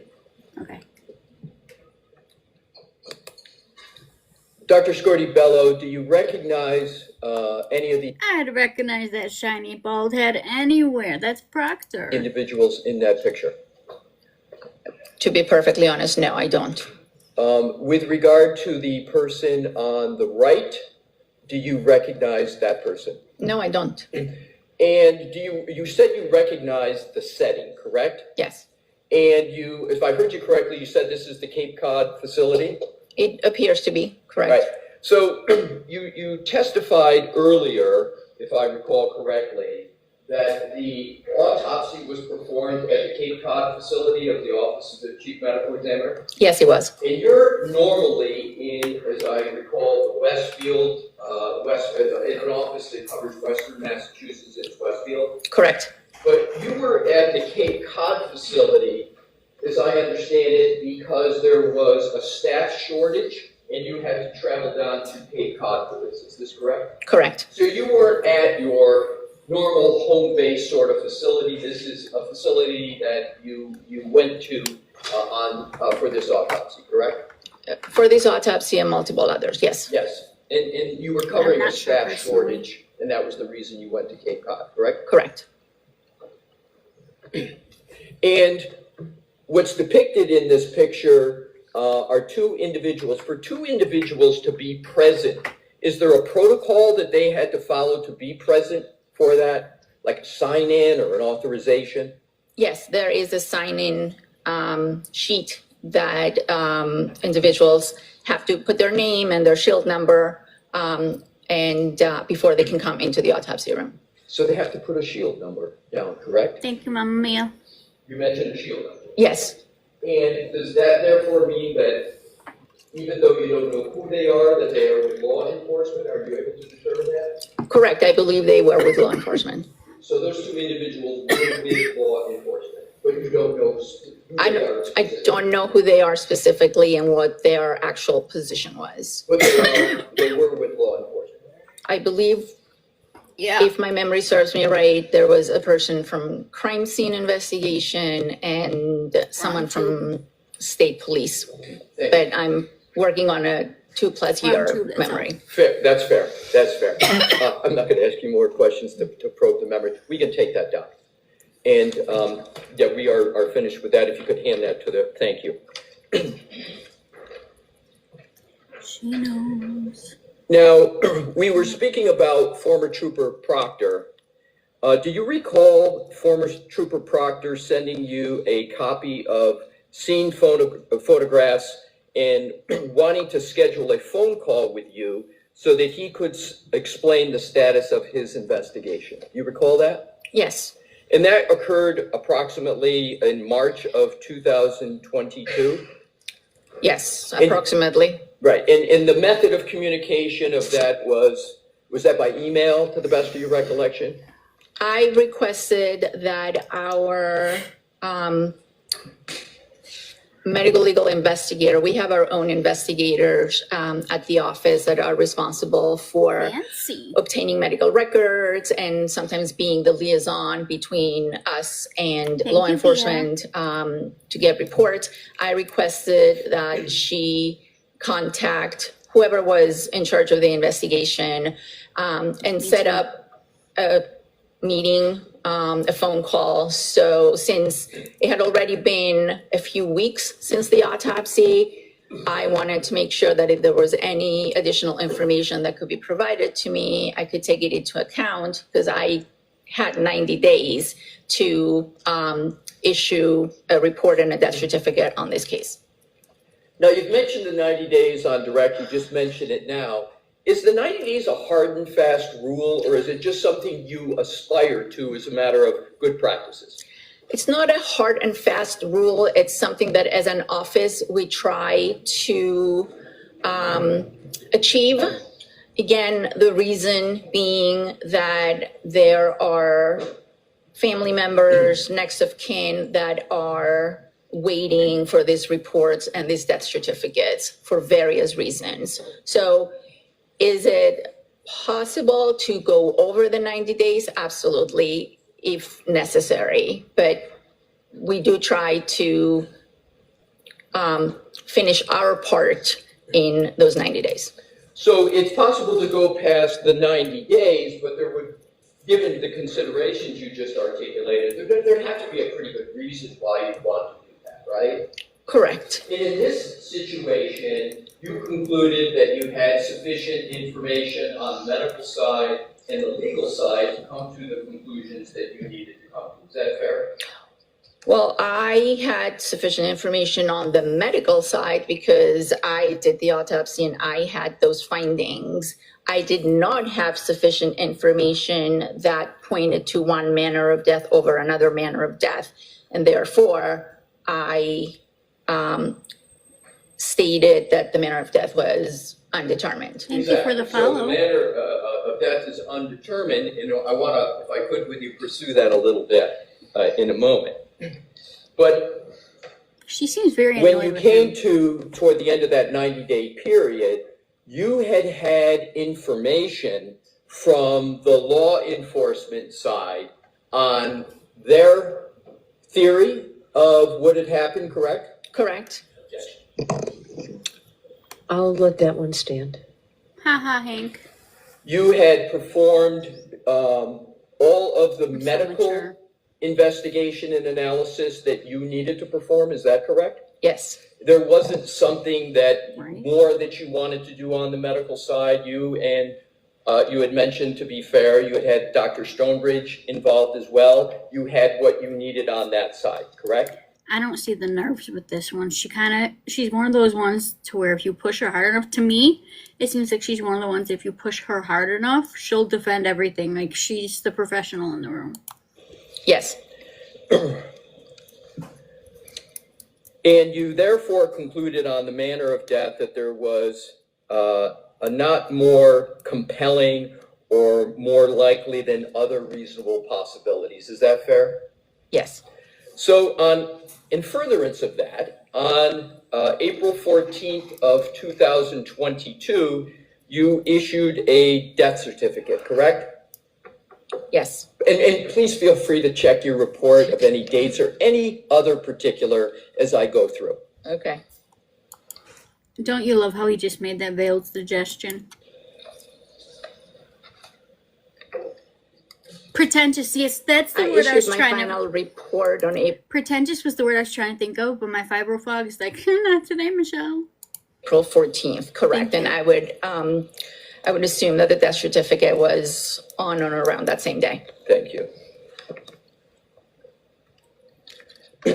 Now, to back up a little bit with regard to the autopsy, as you stated, it was conducted, I just want to do a little bit of a timeline, on January 31st of 2022, correct? Yes. And we discussed that the body of Mr. O'Keefe was presented to the Cape Cod location, correct? Yes. You know, I just want to make an amendment. There is a possibility that she keeps closing her eyes and doing the deep breathing out, the sighing. Maybe she has fibro 2 or something like that, and she's just in a lot of pain. And I don't know. you also discussed that you brought Dr. Stonebridge to work with you on this matter, correct? She didn't physically come to the office. The way Dr. Stonebridge was involved is at the time of autopsy, when the brain was removed, having seen that there were injuries, I saved the brain in a special solution, and then the brain was transported to our facility in Boston. That's where Dr. Stonebridge examines the specimens. Did you see that discomfort when the prosecution was questioning her, though? And after examining the brain, she issued a report. Who asked Dr. Stonebridge to become involved in the matter? I did. And I did. Dr. Stonebridge is triple board certified, correct? Correct. She's a forensic pathologist, correct? Yes. That means Unless he gets this tone of voice where you could feel he's on the edge of something, but I hope this time he actually gets to it and we could hear it. she's achieved board certification in forensic pathology like you. Do you know that? I do. I'll allow that. Yes, she is board certified in forensic pathology.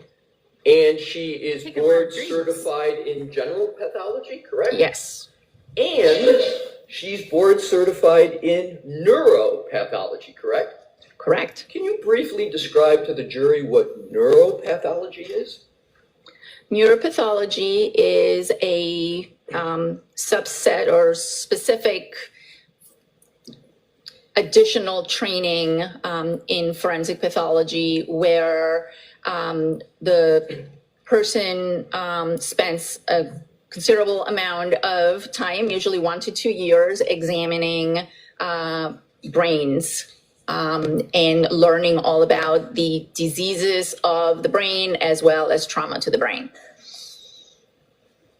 Now, you asked her to be involved, as you indicated earlier, correct? Yes, And you determined that she should be involved because there was a brain injury, correct? there was trauma to the brain, correct? To the brain. Is it a fair characterization that Dr. Stonebridge is sort of the brains of the brain area of autopsy? Really? Is You're that gonna make fair? that I'm joke? gonna sustain the objection. Let's move on. Why would you object to that? He was just making a funny. Come on. So, with regard to Hank objected because he said, would you say that he's the brains of the brain? Yeah. Why would they object to that? They're just being little jerks about that. That's not an to objective. Dr. Stonebridge, would you agree that she's really uniquely qualified in some ways? Or how would you describe her qualifications, Dr. Stonebridge? Sustained. With regard to Dr. Stonebridge, what did she do? Right. I'm gonna see you at sidebar on this, please. Uh-oh. Alessi might be in trouble. Don't worry. We have patients with parameters here, so we don't need to sit through the sidebar. Yeah, that too.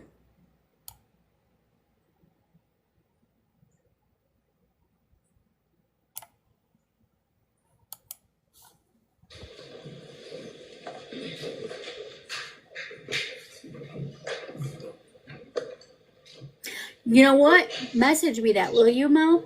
Message me, make a sidebar sticker because I totally should. But spelled the wrong way, which is the right way in our book.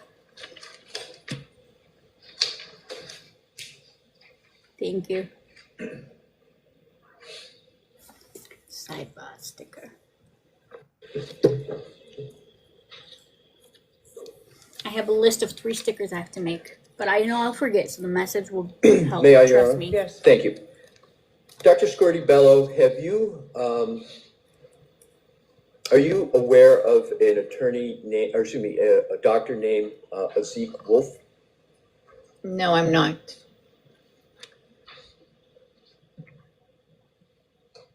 Now I'd like to move on to another category.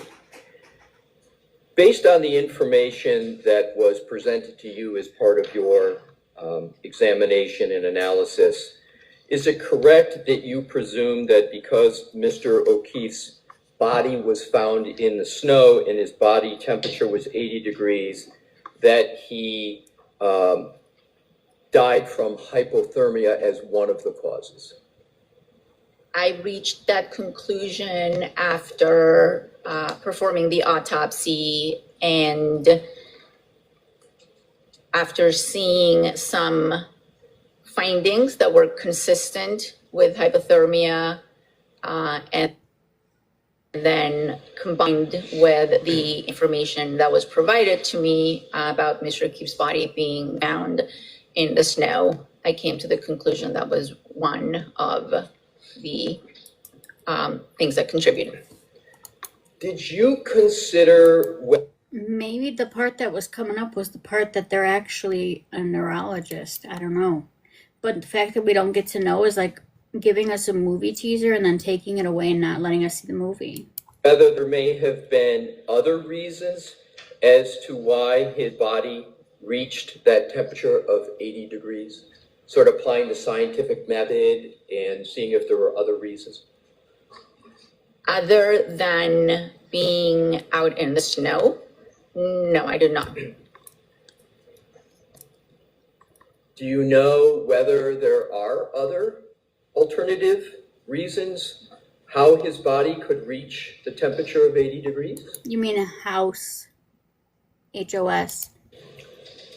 People can become hypothermic for other reasons such as sepsis, but in this particular But ma'am, you never said sepsis. Are you trying to add it in now? case, I didn't have any reason to believe that that was part of the circumstances. No. Continue. Tell us more. You're familiar with the medical phrase differential diagnosis, correct? Yes, And a differential diagnosis is a term that's used by doctors to pursue other potential causes of a medical injury. Is that a fair general statement? yes. Get her a So list. for Get her. example, if somebody is having difficulty breathing, a doctor may say, I think it's the heart as their primary hypothesis, but they may want to differentially diagnose this and look at the lungs. Is that an example of a differential diagnosis let's look at the lungs to see if that may be the problem? Is that a good, fair example? In the example you're giving, yes. So applying that concept, It's today's, Meg, but we start later because we practice patience with parameters here. and do you We like to believe the fast forward. concept of, well, applying that concept to this situation, did you perform a differential diagnosis as to the You're welcome. cause of the death and question whether there was hypothermia as any cause of the death of the decedent? Did you make that analysis? I looked at the anatomic findings that I had at the time of autopsy, the information that was provided to me based on the circumstances and where the body was found. And I came to the conclusion that there were hypothermic changes in Mr. O'Keefe's body. So you just used the phrase hypothermic changes. Did I hear that correctly? Yes, Can there be hypothermic changes without a cause of death being hypothermia? yes, of course. So you can have signs in the body of hypothermia, but you can also conclude that a cause of death is not from hypothermia, correct? If the person is deceased and I am examining the body and there are multiple things that I believe contribute to the death, then I tend to include all of them. Meaning that if this was a drug intoxication and the body also showed signs of hypothermia, I would include both of them on the death certificate because there is no scientific way of teasing out whether it was just one or the other or both. In this particular case, I had two processes that were going on. One was the head trauma, and the other one were these hypothermic changes. I put all that together, and again, included or took into account the investigative information of where the body was found, what the temperature was when the body was found, whether the person was still alive or not. And I came to the conclusion that the cause of death was blunt impact injuries of head. And I included the hypothermia because I saw during the autopsy that there were changes consistent with hypothermia. So I want to break that down a little bit if I could with you. So you testified on direct, and I think you alluded to it here, that the primary cause of death, use that phraseology on direct, was blunt force injury. Is that correct? Blunt impact injuries to the head, I was yes, thinking that too, Blunt Brad. impact injuries to the head, and that's the primary cause, right? correct. And then there's And I'm not clear on what you referred to on your right as a secondary cause of being death of hypothermia, but you used a little different phrase in some of your answers that I want to make sure I got it right. Hypothermic considerations, can you repeat what it was? I said hypothermic changes. Hypothermic changes, and we agree that you can have hypothermic changes without a conclusion of hypothermia, correct? No, hypothermic changes are what I'm referring to are actual things that I can see in the organs that are consistent with hypothermia. They're anatomic findings. They're things I can see with my eyes. So you can, I'm sorry, did you finish? And those changes suggest and are consistent with someone being hypothermic. As you sit here now, with regard to, you used the phraseology consistent with hypothermia, signs of hypothermia, that's what I want to pursue just a little bit with regard to further information. We got started on this by asking whether you used the concept of differential diagnosis and hypotheses to determine the cause and manner of death. And you said in one of your answers that you relied upon law enforcement information, correct? Is that Yes. part of it? It was, you brought that up, you're the one who said you relied upon that, correct? Yes. And you've brought that up on your direct testimony and earlier in the cross. Is that correct, that you relied upon the investigation of law enforcement? So, Sustained. so now what I'd like to do is to ask you whether, using the concepts of differential diagnosis, scientific method, did you consider whether Mr. O'Keefe could have died somewhere other than where the body was found and been moved and placed in the snow? Did you consider that? Why did your eyes go to the right? May we approach, Your Honor? Move along with this, we can approach in a bit. Thank you. What Hi, If Lacey. any. How are you? alternative diagnoses did you apply to Mr. O'Keefe? I don't understand your question. What alternative scenarios did you look at, if any, for the cause or manner of death of Mr. O'Keefe? I'll allow that question. What, if any? At the time of the autopsy, I documented injuries and signs of hypothermia. I was provided with a set of circumstances, and at the end of the investigation, or at the end of my timeline, I concluded on the cause, but I did not conclude, or I did not determine a manner. The manner would be the circumstances you are speaking about, whether I considered other causes or circumstances. That's not how it works. I don't come up with hypothetical scenarios on how those injuries occur. I try to state the injuries, describe the injuries, state the cause of death and why that person died. He's one of the defense attorneys. And then I use all kinds of other investigative information that is provided to me to determine if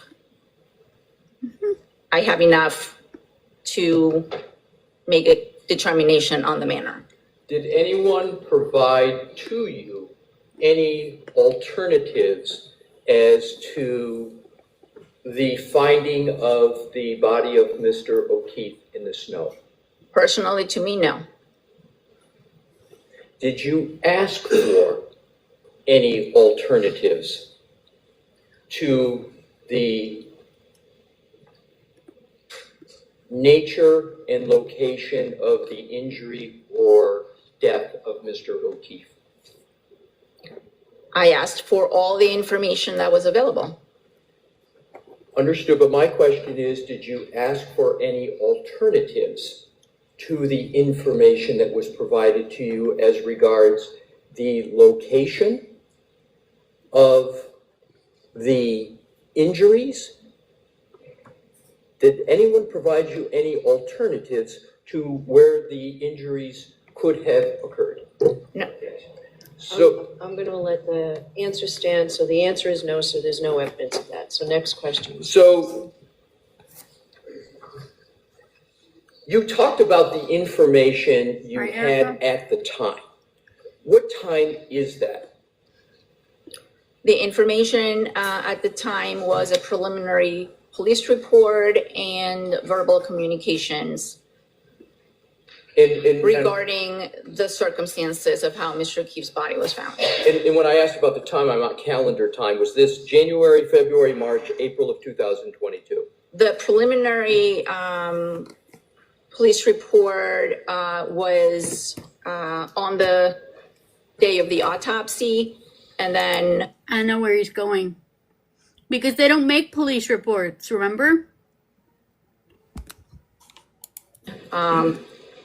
information, I don't remember exactly how long, but in the weeks following, information was, coming in. Do you have the ability to amend a death certificate? To Yes, I do. amend one? And you can amend a certificate if you obtain further information with regard to the circumstances surrounding a death. Is that correct? That's correct. It's 5 o'clock somewhere. You're good. In your previous answers, you were talking about the information you had at the time. And I'm concluding that the latest that would be is April of 2022. Is that correct? Correct. Have you obtained or been provided with further information, in other words, information after April of 2022 regarding the cause or manner of death? What do you mean, have I been provided? Given to you. Has someone physically provided me with a report on different circumstances? Well, what I'm just talking about is any other information that you have received or considered in terms of the analysis with regard to the cause or manner of death. Received in what way? Here's what I'll do. I'll be a little more specific. What I want to do is to get at the head injury of the decedent, okay? Is it fair to say that the head injury, you called it a traumatic, state what you phrased that as, because I want to use your phraseology. Blunt impact injuries of the head. Thank you for So the follow. blunt impact injuries of the head.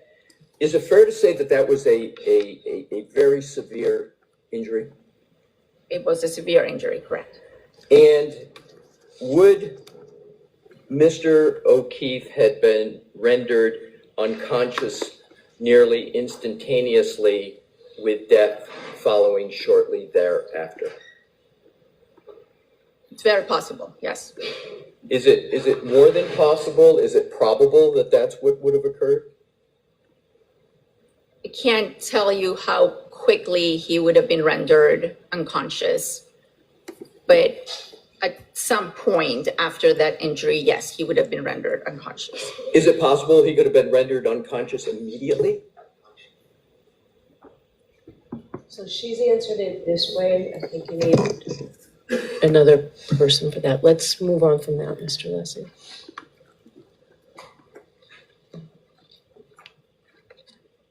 I need to make a Bev sticker with something on it.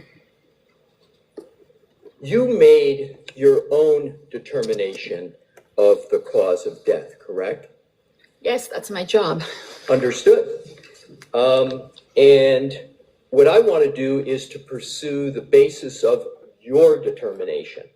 So you used the phrase brain impact injury, Blunt impact. a blunt impact injury. Have I got that correct?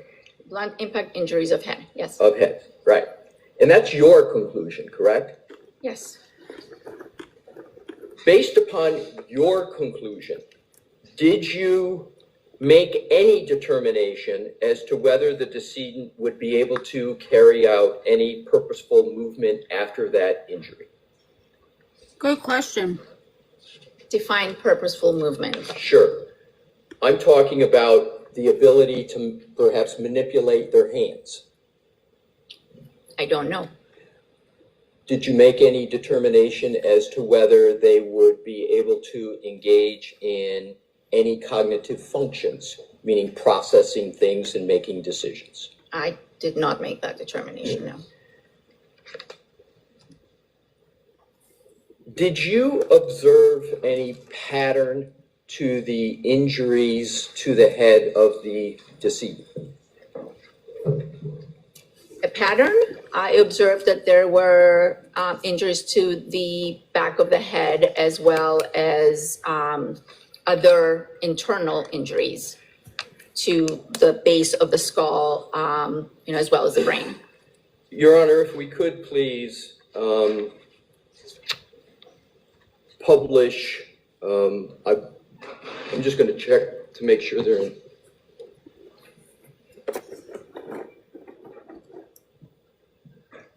If we could, Your Honor, publish 160 that is in evidence. But before we do, Mr. Wolf, I would like to approach Your Honor and let you know in case there's anything further Okay. that needs to be done. Thank you.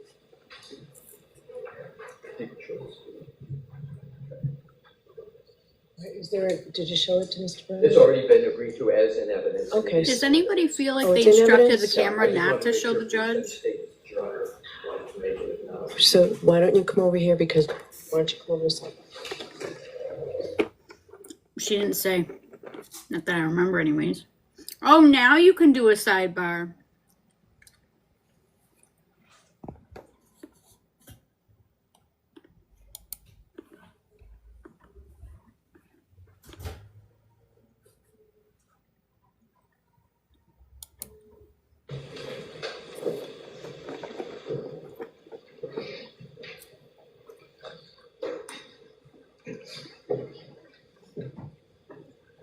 May I, Your Honor? Yeah, we haven't Thank been you. able to see if she feels better.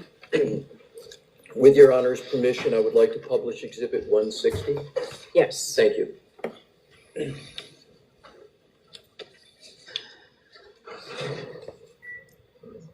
Something like that. Dr. Scordi-Bello, if you could please draw your attention to what is depicted on both screens, pick whatever screen is most convenient for you. And what I want to do is to go over what is depicted there, and I'd like to start with just some basics. What is that white rectangle that is on the photograph? This? Yes. Are you making hot dogs? No. That's a ruler. And what's the purpose of the ruler? No. To show a Flash scale, when I measure the injury, I use the ruler to document that. And if you could please draw your further attention to what I will refer to, and you use your own term, but just to start it, the horizontal line that is appears to be a laceration. You know what I'm referring to? This, yes, this is a laceration. Right, so it's fair to say that that's a laceration. Correct. And just so we get all that's depicted on this, you referred to earlier up above that, the red area, and is that an abrasion? Yes.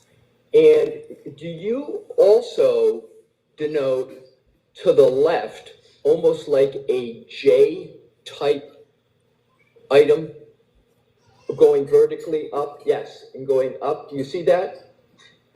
Yeah, that, I did not note that specifically. I just noted the whole injury as That, part of the abrasion. that's my point.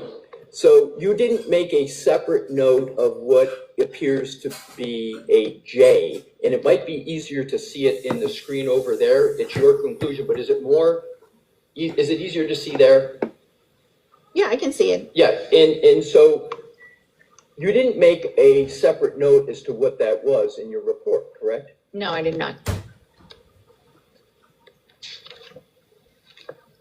Do you consider that an abrasion or something else? I believe that's still an abrasion.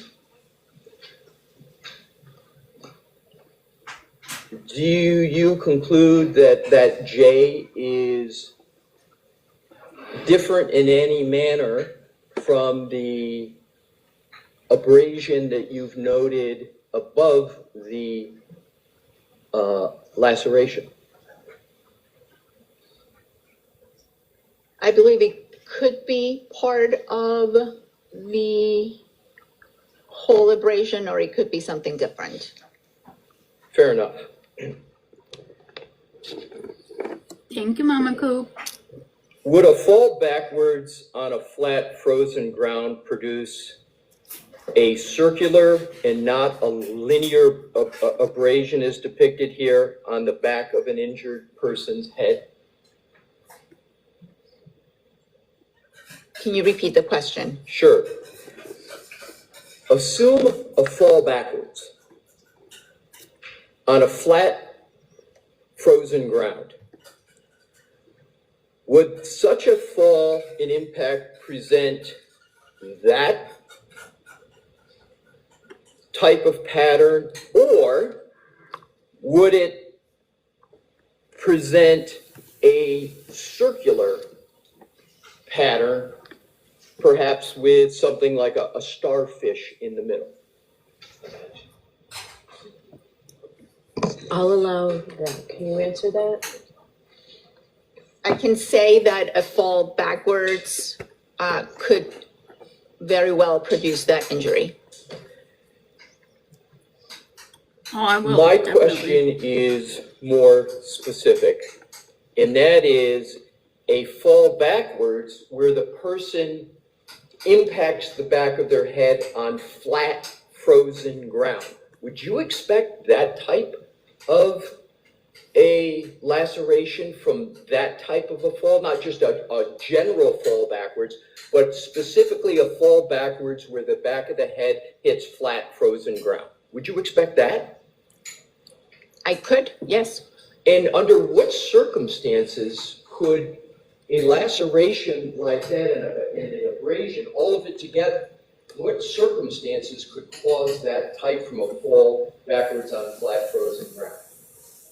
Well, the laceration is due to the blunt impact, and so is the abrasion. The abrasion is friction. So depending on the type of surface, you mentioned flat frozen ground, it's quite possible to have an injury as the one depicted. There's nothing inconsistent with this injury and a fall on someone's, on the back of the head with a blunt surface. Is That was the there, most evasive answer. are you familiar with the phrase pattern recognition in medicine? Yes, And isn't pattern recognition something that requires training with regard to being able to recognize certain patterns and determining what could be causing that pattern? yes, And just merely recognizing whether there is a pattern takes certain specialty training, etc.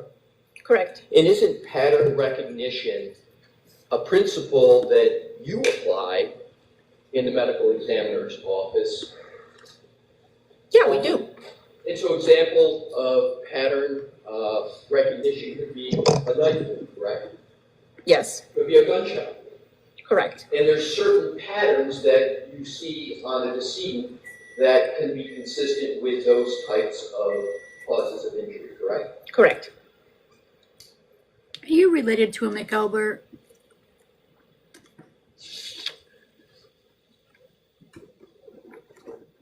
Assuming a fall backwards onto frozen ground, and there being on a lawn with grass, would you expect to see any grass at all in the injury site? We're asking for a friend. Thank It's you. possible to have grass. Is it possible to have well, are you familiar with the height and weight of the decedent generally? And if you need to look at your notes, please do so. Yes. Mr. O'Keefe was approximately 6'1" and 216 pounds. So, assuming a fall backwards and an impact to head on, a ground with grass, a person who's 6'1", there is going to be Thanksy. significant acceleration forces that occur as they're going backwards. Is that correct? That's fair to say, yes. And therefore, the more acceleration forces, usually there's a correlation with the force of the impact. Correct. And in terms of force of impact and assuming grass on the ground, would you, do you believe it's more probable than not that one would then see some grass on the head? Sustained is definitely. Given what you testified regarding the height of Mr. O'Keefe, Gotta get it. and assuming Yeah, keep going. what I just gave to you as a fall backwards and acceleration and forces, would you expect to see anything else on the back of his head? Binksy says hi. You have to be more specific than that. Right, thank you. So, would you expect to see, Hi. is it possible if that was the manner of the fall, that there should be grass on the head? Is that possible? Sustained. Boy. Did you consider at all in your evaluation well, let me back up. Do you see any evidence of grass in this depiction? He ran. No, I do not. Did you recall ever seeing any evidence of grass when you were performing the autopsy? I did not see evidence of grass. Did you consider at all in performing Thank your you. autopsy whether or not grass should be present given what was reported to you by law enforcement? Did you make any considerations at all regarding grass in regard to your autopsy report? I did not see any grass. No, I did not make any determinations. Thank you. And was grass at all even a consideration in your analysis? I had very limited information as to the exact nature of the surface at the time of autopsy. So the answer is no to that No. question. Thank you. Thank you, Did you Heather. have any information regarding the circumstances that you said you look at in trying to determine manner of death as to whether there were any stones or rocks around the scene? That I did not have any information. So meaning you didn't have any information, you saw no information that there were any stones or rocks by the scene, is that correct? Sustained in that form. What, if any, consideration did you make in your assessment of cause and manner of death with regard to stones or rocks? I did not make any. With regard to, That's a big assumption, isn't it? any other potential causes other than Thank you for extending your subscription, Heather. ground, I appreciate did you it. consider any other possibilities that could cause the type of injuries that are depicted on the screen? There's a number of Thank you. possibilities that could cause the injury. My question is, did you consider, not whether there are, but whether you considered them at the time you were performing the autopsy? I'm always considering, at the time of autopsy, what could have caused a certain injury. Did you put in your notes or your autopsy report any of those considerations? Are they documented? No, Now, in terms of differential diagnosis, Thank you. that we talked about, did you determine whether there were any other possible explanations for the injuries to the decedent other than what law enforcement presented to you? I'll allow that. internally, I consider all kinds of other explanations. I have to look at the findings and the possible ways that those injuries could have been sustained and decide whether I have enough information and whether I am satisfied with the information that I have in order to conclude or determine a manner. Did you make any notes at all about the considerations you were just speaking about, other considerations? Any notes whatsoever in any document in your autopsy report? Not in my autopsy report, no. Did you make any other notes of those considerations in any document that you created for this case at all? No, these are considerations that I've had and discussions I've had with colleagues in terms of evaluating these injuries and. And I don't want you to go into what other people said, but I want you to finish your answer. Right, no, I did not make physical notes of my considerations. That was so pretty. Thank you. Your Honor, I'm going into a different category, so Snoozing. If they did, odds are they didn't test them anyways. I just wanted to alert Your Honor to it. All right. And it will take more than 10, 15 minutes? Oh, yes. She has several good lawyers. I'm gonna make a sticker for him tonight. He deserves a All right, sticker. jurors. Oh, the lunch is, we'll take the lunch and recess. I wouldn't consider it long blinks. She sits there with her eyes closed. Don't worry, we don't have to wait. We have patients with parameters here.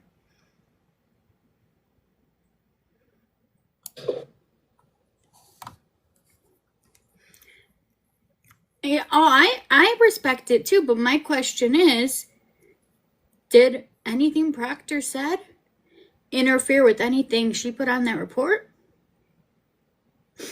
I feel like he was trying to tell us that it was edited at some point. We need more clarification, but she shut that down too.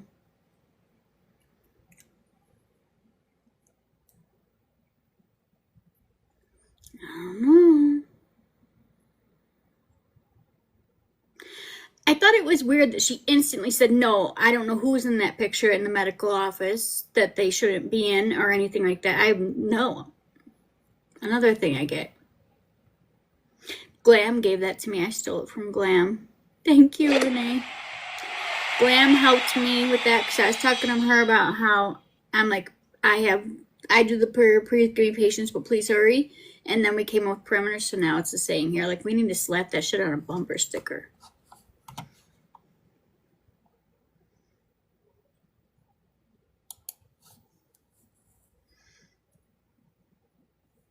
Yeah, she's doing this.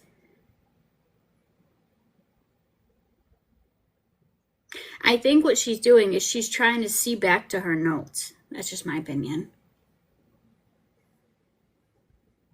You think so? Honestly, I felt like she was lying too. Why you always lying? Don't forget, that's one of the soundtracks for when they make this a movie. If whoever makes this a movie, let them know that we got a soundtrack for them. We're good. Like, we have it all set up in our heads. Perfect soundtrack for this movie. Because this has to be a movie. Because there's no way this could be our actual justice system and they don't make a joke of it by a movie, right?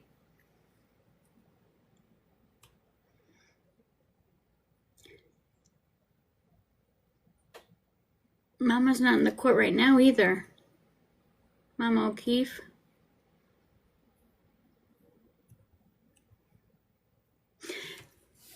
You know, it will be kind of humorous, and I know that's not supposed to be anything more that's humorous, but you have to laugh at stuff. This is dark stuff, so you have to let a little bit of light in, or that darkness will swallow you whole.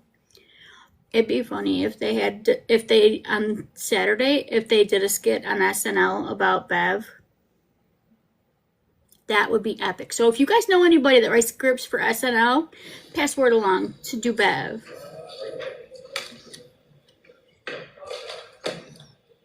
Gotta have a sense of humor. Or if you don't laugh, you'll cry. Can I be rude and ask you to make the screen bigger in the courtroom? This is the only way I could see it without anything being cut off, or I could show it to you guys. If I moved it in, stuff would start getting cut off. That's why it's I can't do that, sorry. It would start cutting it off. But when there is important stuff, I bring it in closer so you guys can see the important stuff. You guys can request that at any time too if there's something you want to see. Request. So I don't like the commands, but I do take requests. She looks better today. She looks like she's feeling better. She's not, her face isn't looking pale like it was yesterday. You are unmuted. Let me know, if you guys need me to zoom in, let me know, I got you.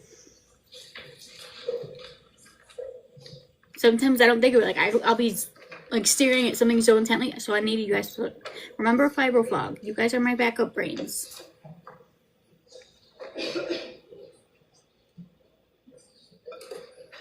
Like I said, we gotta have a sense of humor, guys. This is dark stuff. You need to have a sense of humor.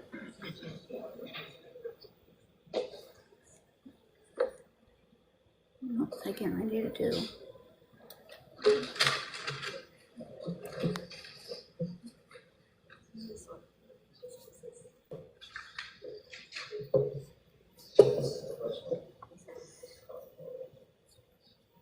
Exactly.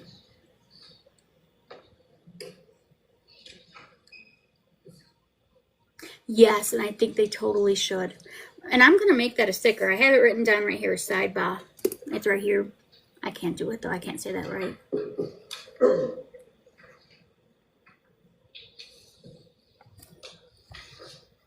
So if you guys are thinking of any other stickers, we need to figure out what stickers I can delete and make room for the new ones. I took out one of the don't flatter yourselves because we don't need more than one.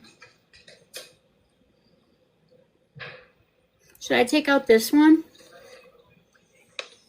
Because that case is already over.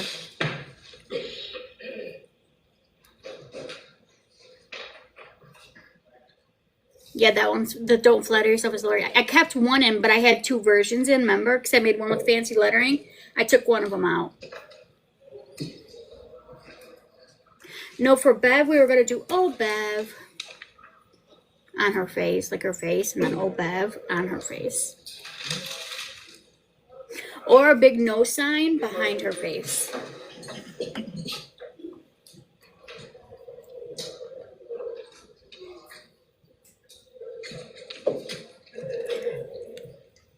No. That one for me is like cringe. Like that is a mean girl that's gonna get caught, and you just kind of want to stay away from it. If you were bullied by a mean girl in your room, I cannot with her. Like I know it's because they're trying to say we're all hot. They're like, here's the fan, you're hot.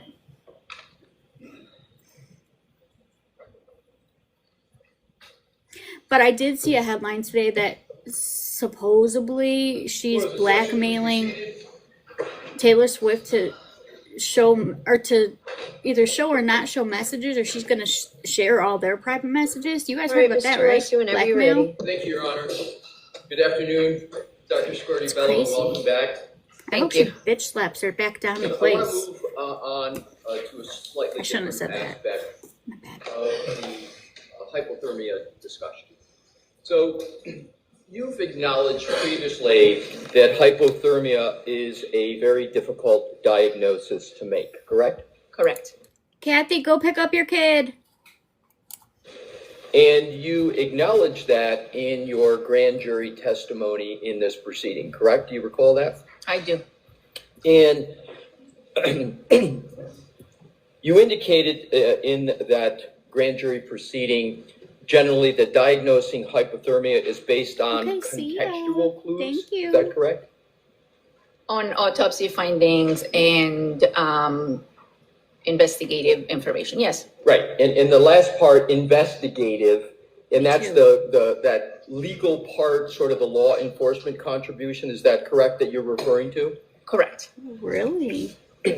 You diagnosed Mr. O'Keefe with hypothermia based upon certain medical data that you believe you observed in the gastric area and the pancreatic Thank you. area. Is that correct?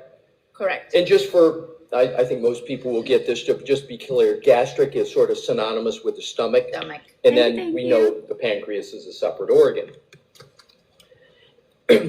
And in your autopsy, you observed Do you want me to intimidate them so that they behave? for example, the lining of both the stomach and the pancreas. Is that correct? I'm sorry, what was the word you used? Let's start with the stomach. Did you observe the lining of the stomach as part of Mr. O'Keefe as part of the autopsy? Yes, I observed some hemorrhages in the lining of the stomach. We'll get to that, right? But I just want to talk about the organs and what aspects of the organs first, and then we'll get to that.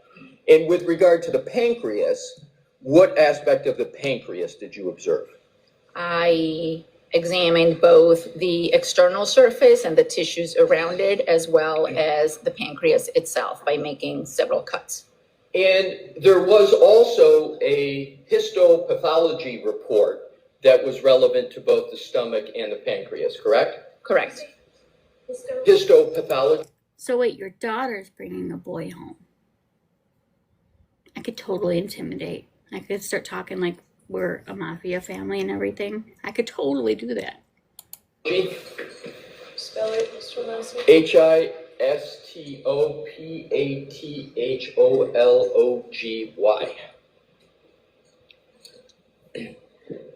So that histopath information informed your hypothermia analysis, is that correct?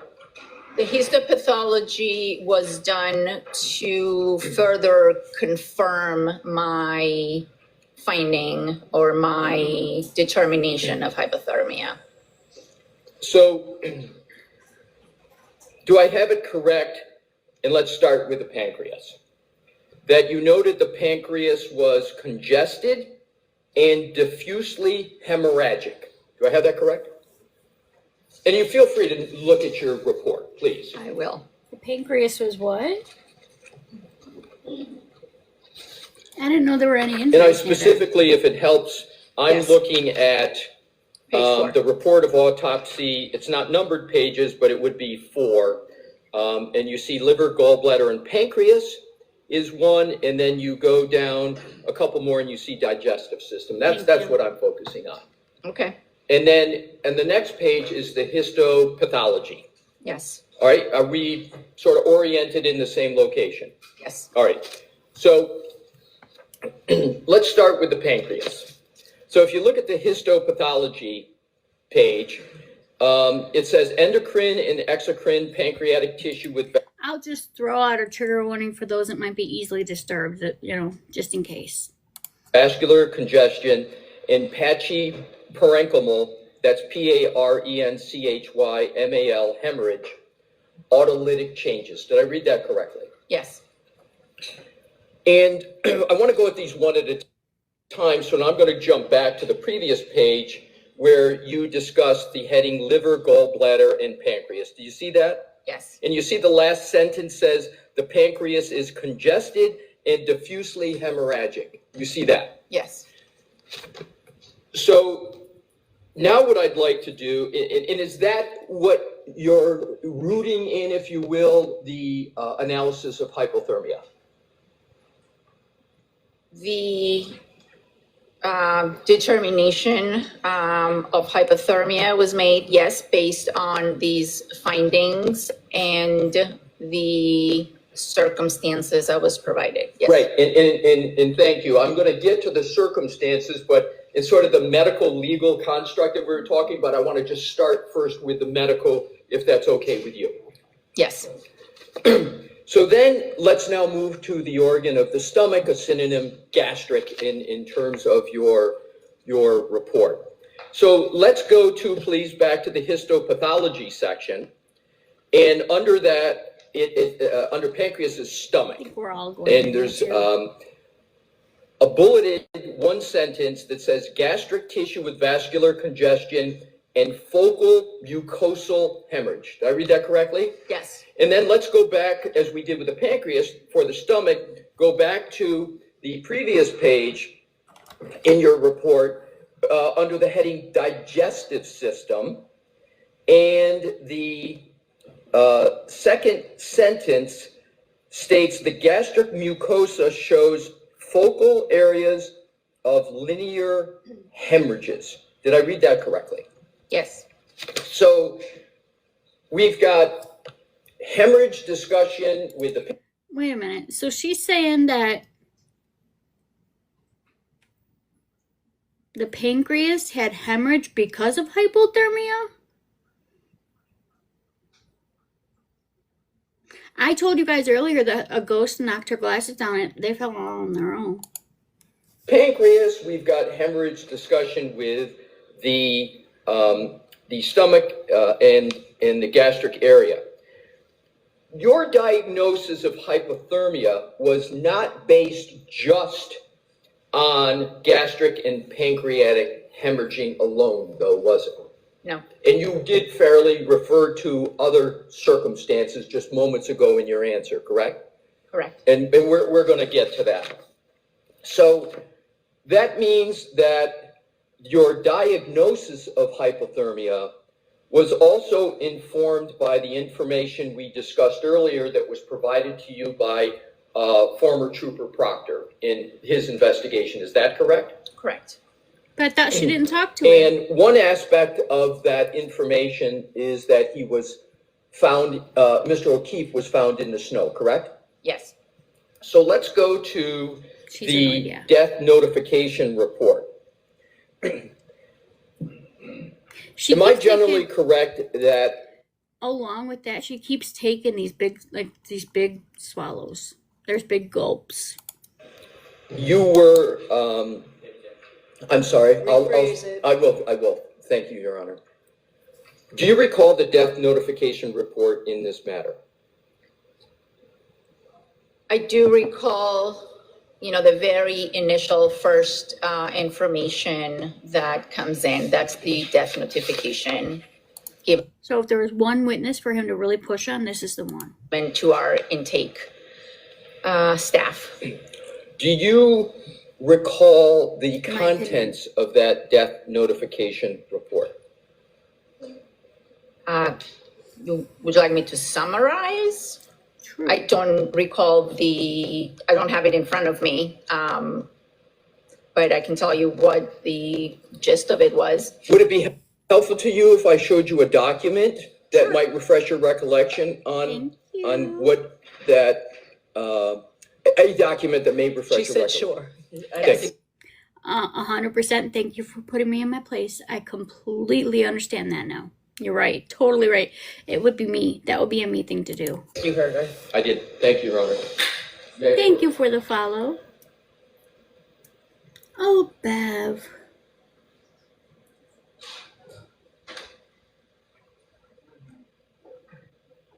Aaron just let out the loudest Yeah, burp in the other room. Show Mr. Brennan. Good afternoon. How are you today? Yes. She did. Do you want me to go back? Dr. Scordifello.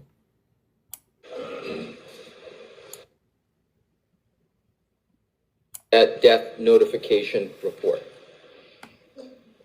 Would you like me to summarize?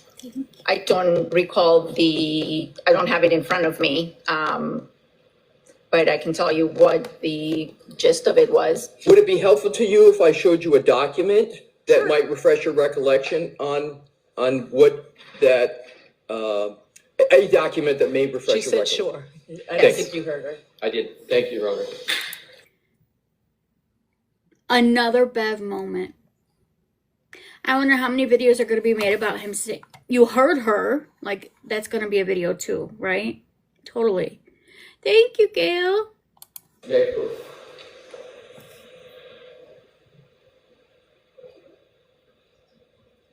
We do, but it's hard not to in that crowd, you know?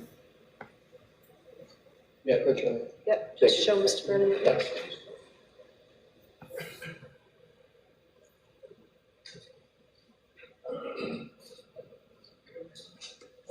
Yes.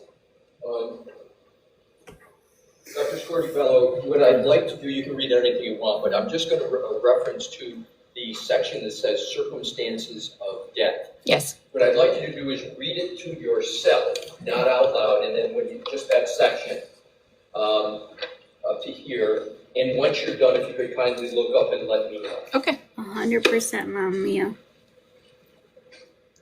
And they never tested the hair to find out if it's a hair anyways, so they never tested the blood either.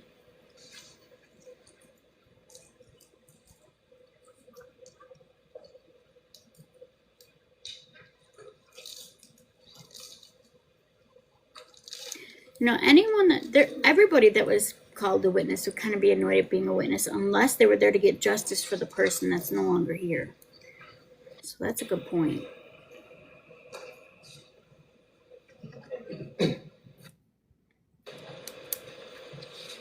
Dr. Scordi-Bello, did that refresh your recollection with regard to the circumstances of death section of the death notification report? Yes. And you could please state now what your refreshed recollection is on that topic. Yes. The initial intake death notification was made by a physician at the hospital. And it stated that we were dealing with a adult male that was found in a snowbank.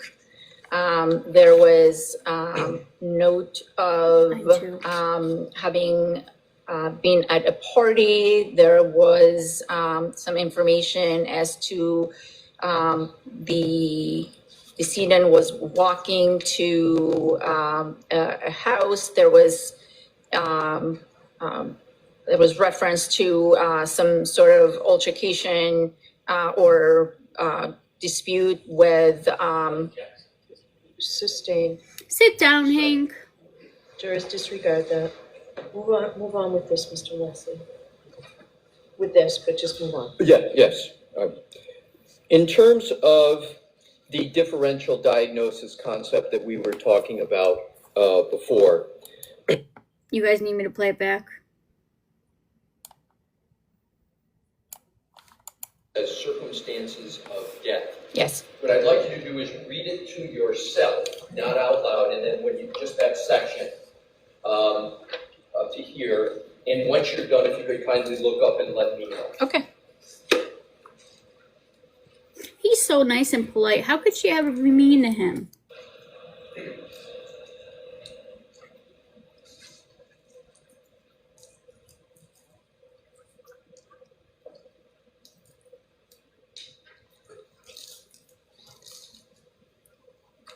This is Leslie. Mr. Jackson hasn't come up today yet. He's chilling over by Karen. Okay, say it loud, say it proud. Thank you. Dr. Scordi-Bello, did that refresh your recollection with regard to the circumstances of death section of the death notification report? Yes. And you could please state now what your refreshed recollection is on that topic. Yes. The initial intake death notification was made by a physician at the hospital. And it stated that we were dealing with a adult male that was found in a snowbank. There was note of having been at a party. There was some information as to the decedent was walking to a house. There was reference to some sort of altercation or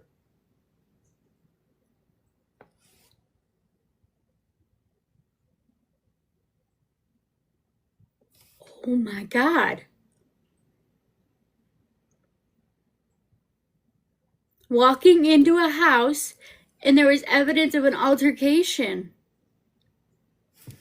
One more time.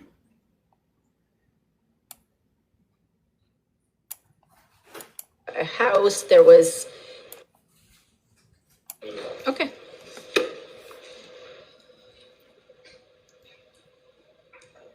Oh, somebody screen record this part, will you?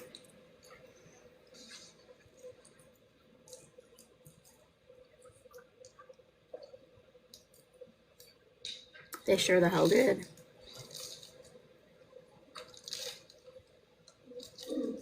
They never said it. They can't say, oh, I was thinking it because you said it.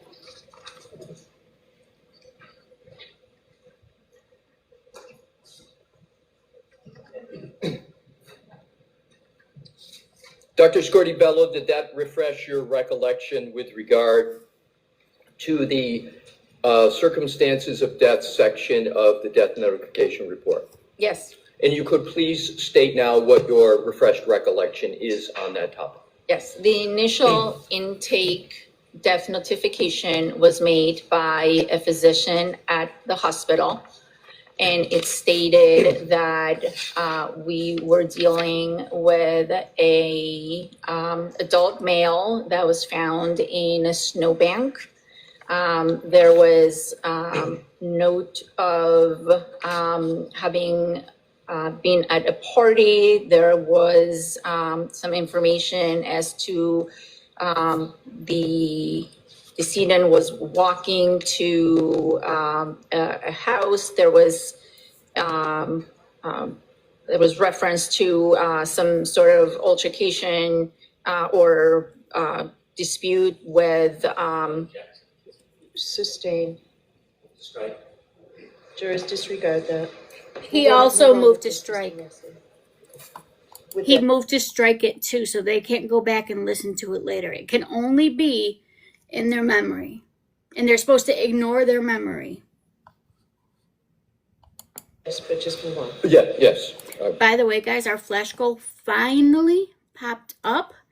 So it's now we need 31 roses from 31 different people. If you guys could help with that, I'd greatly appreciate it.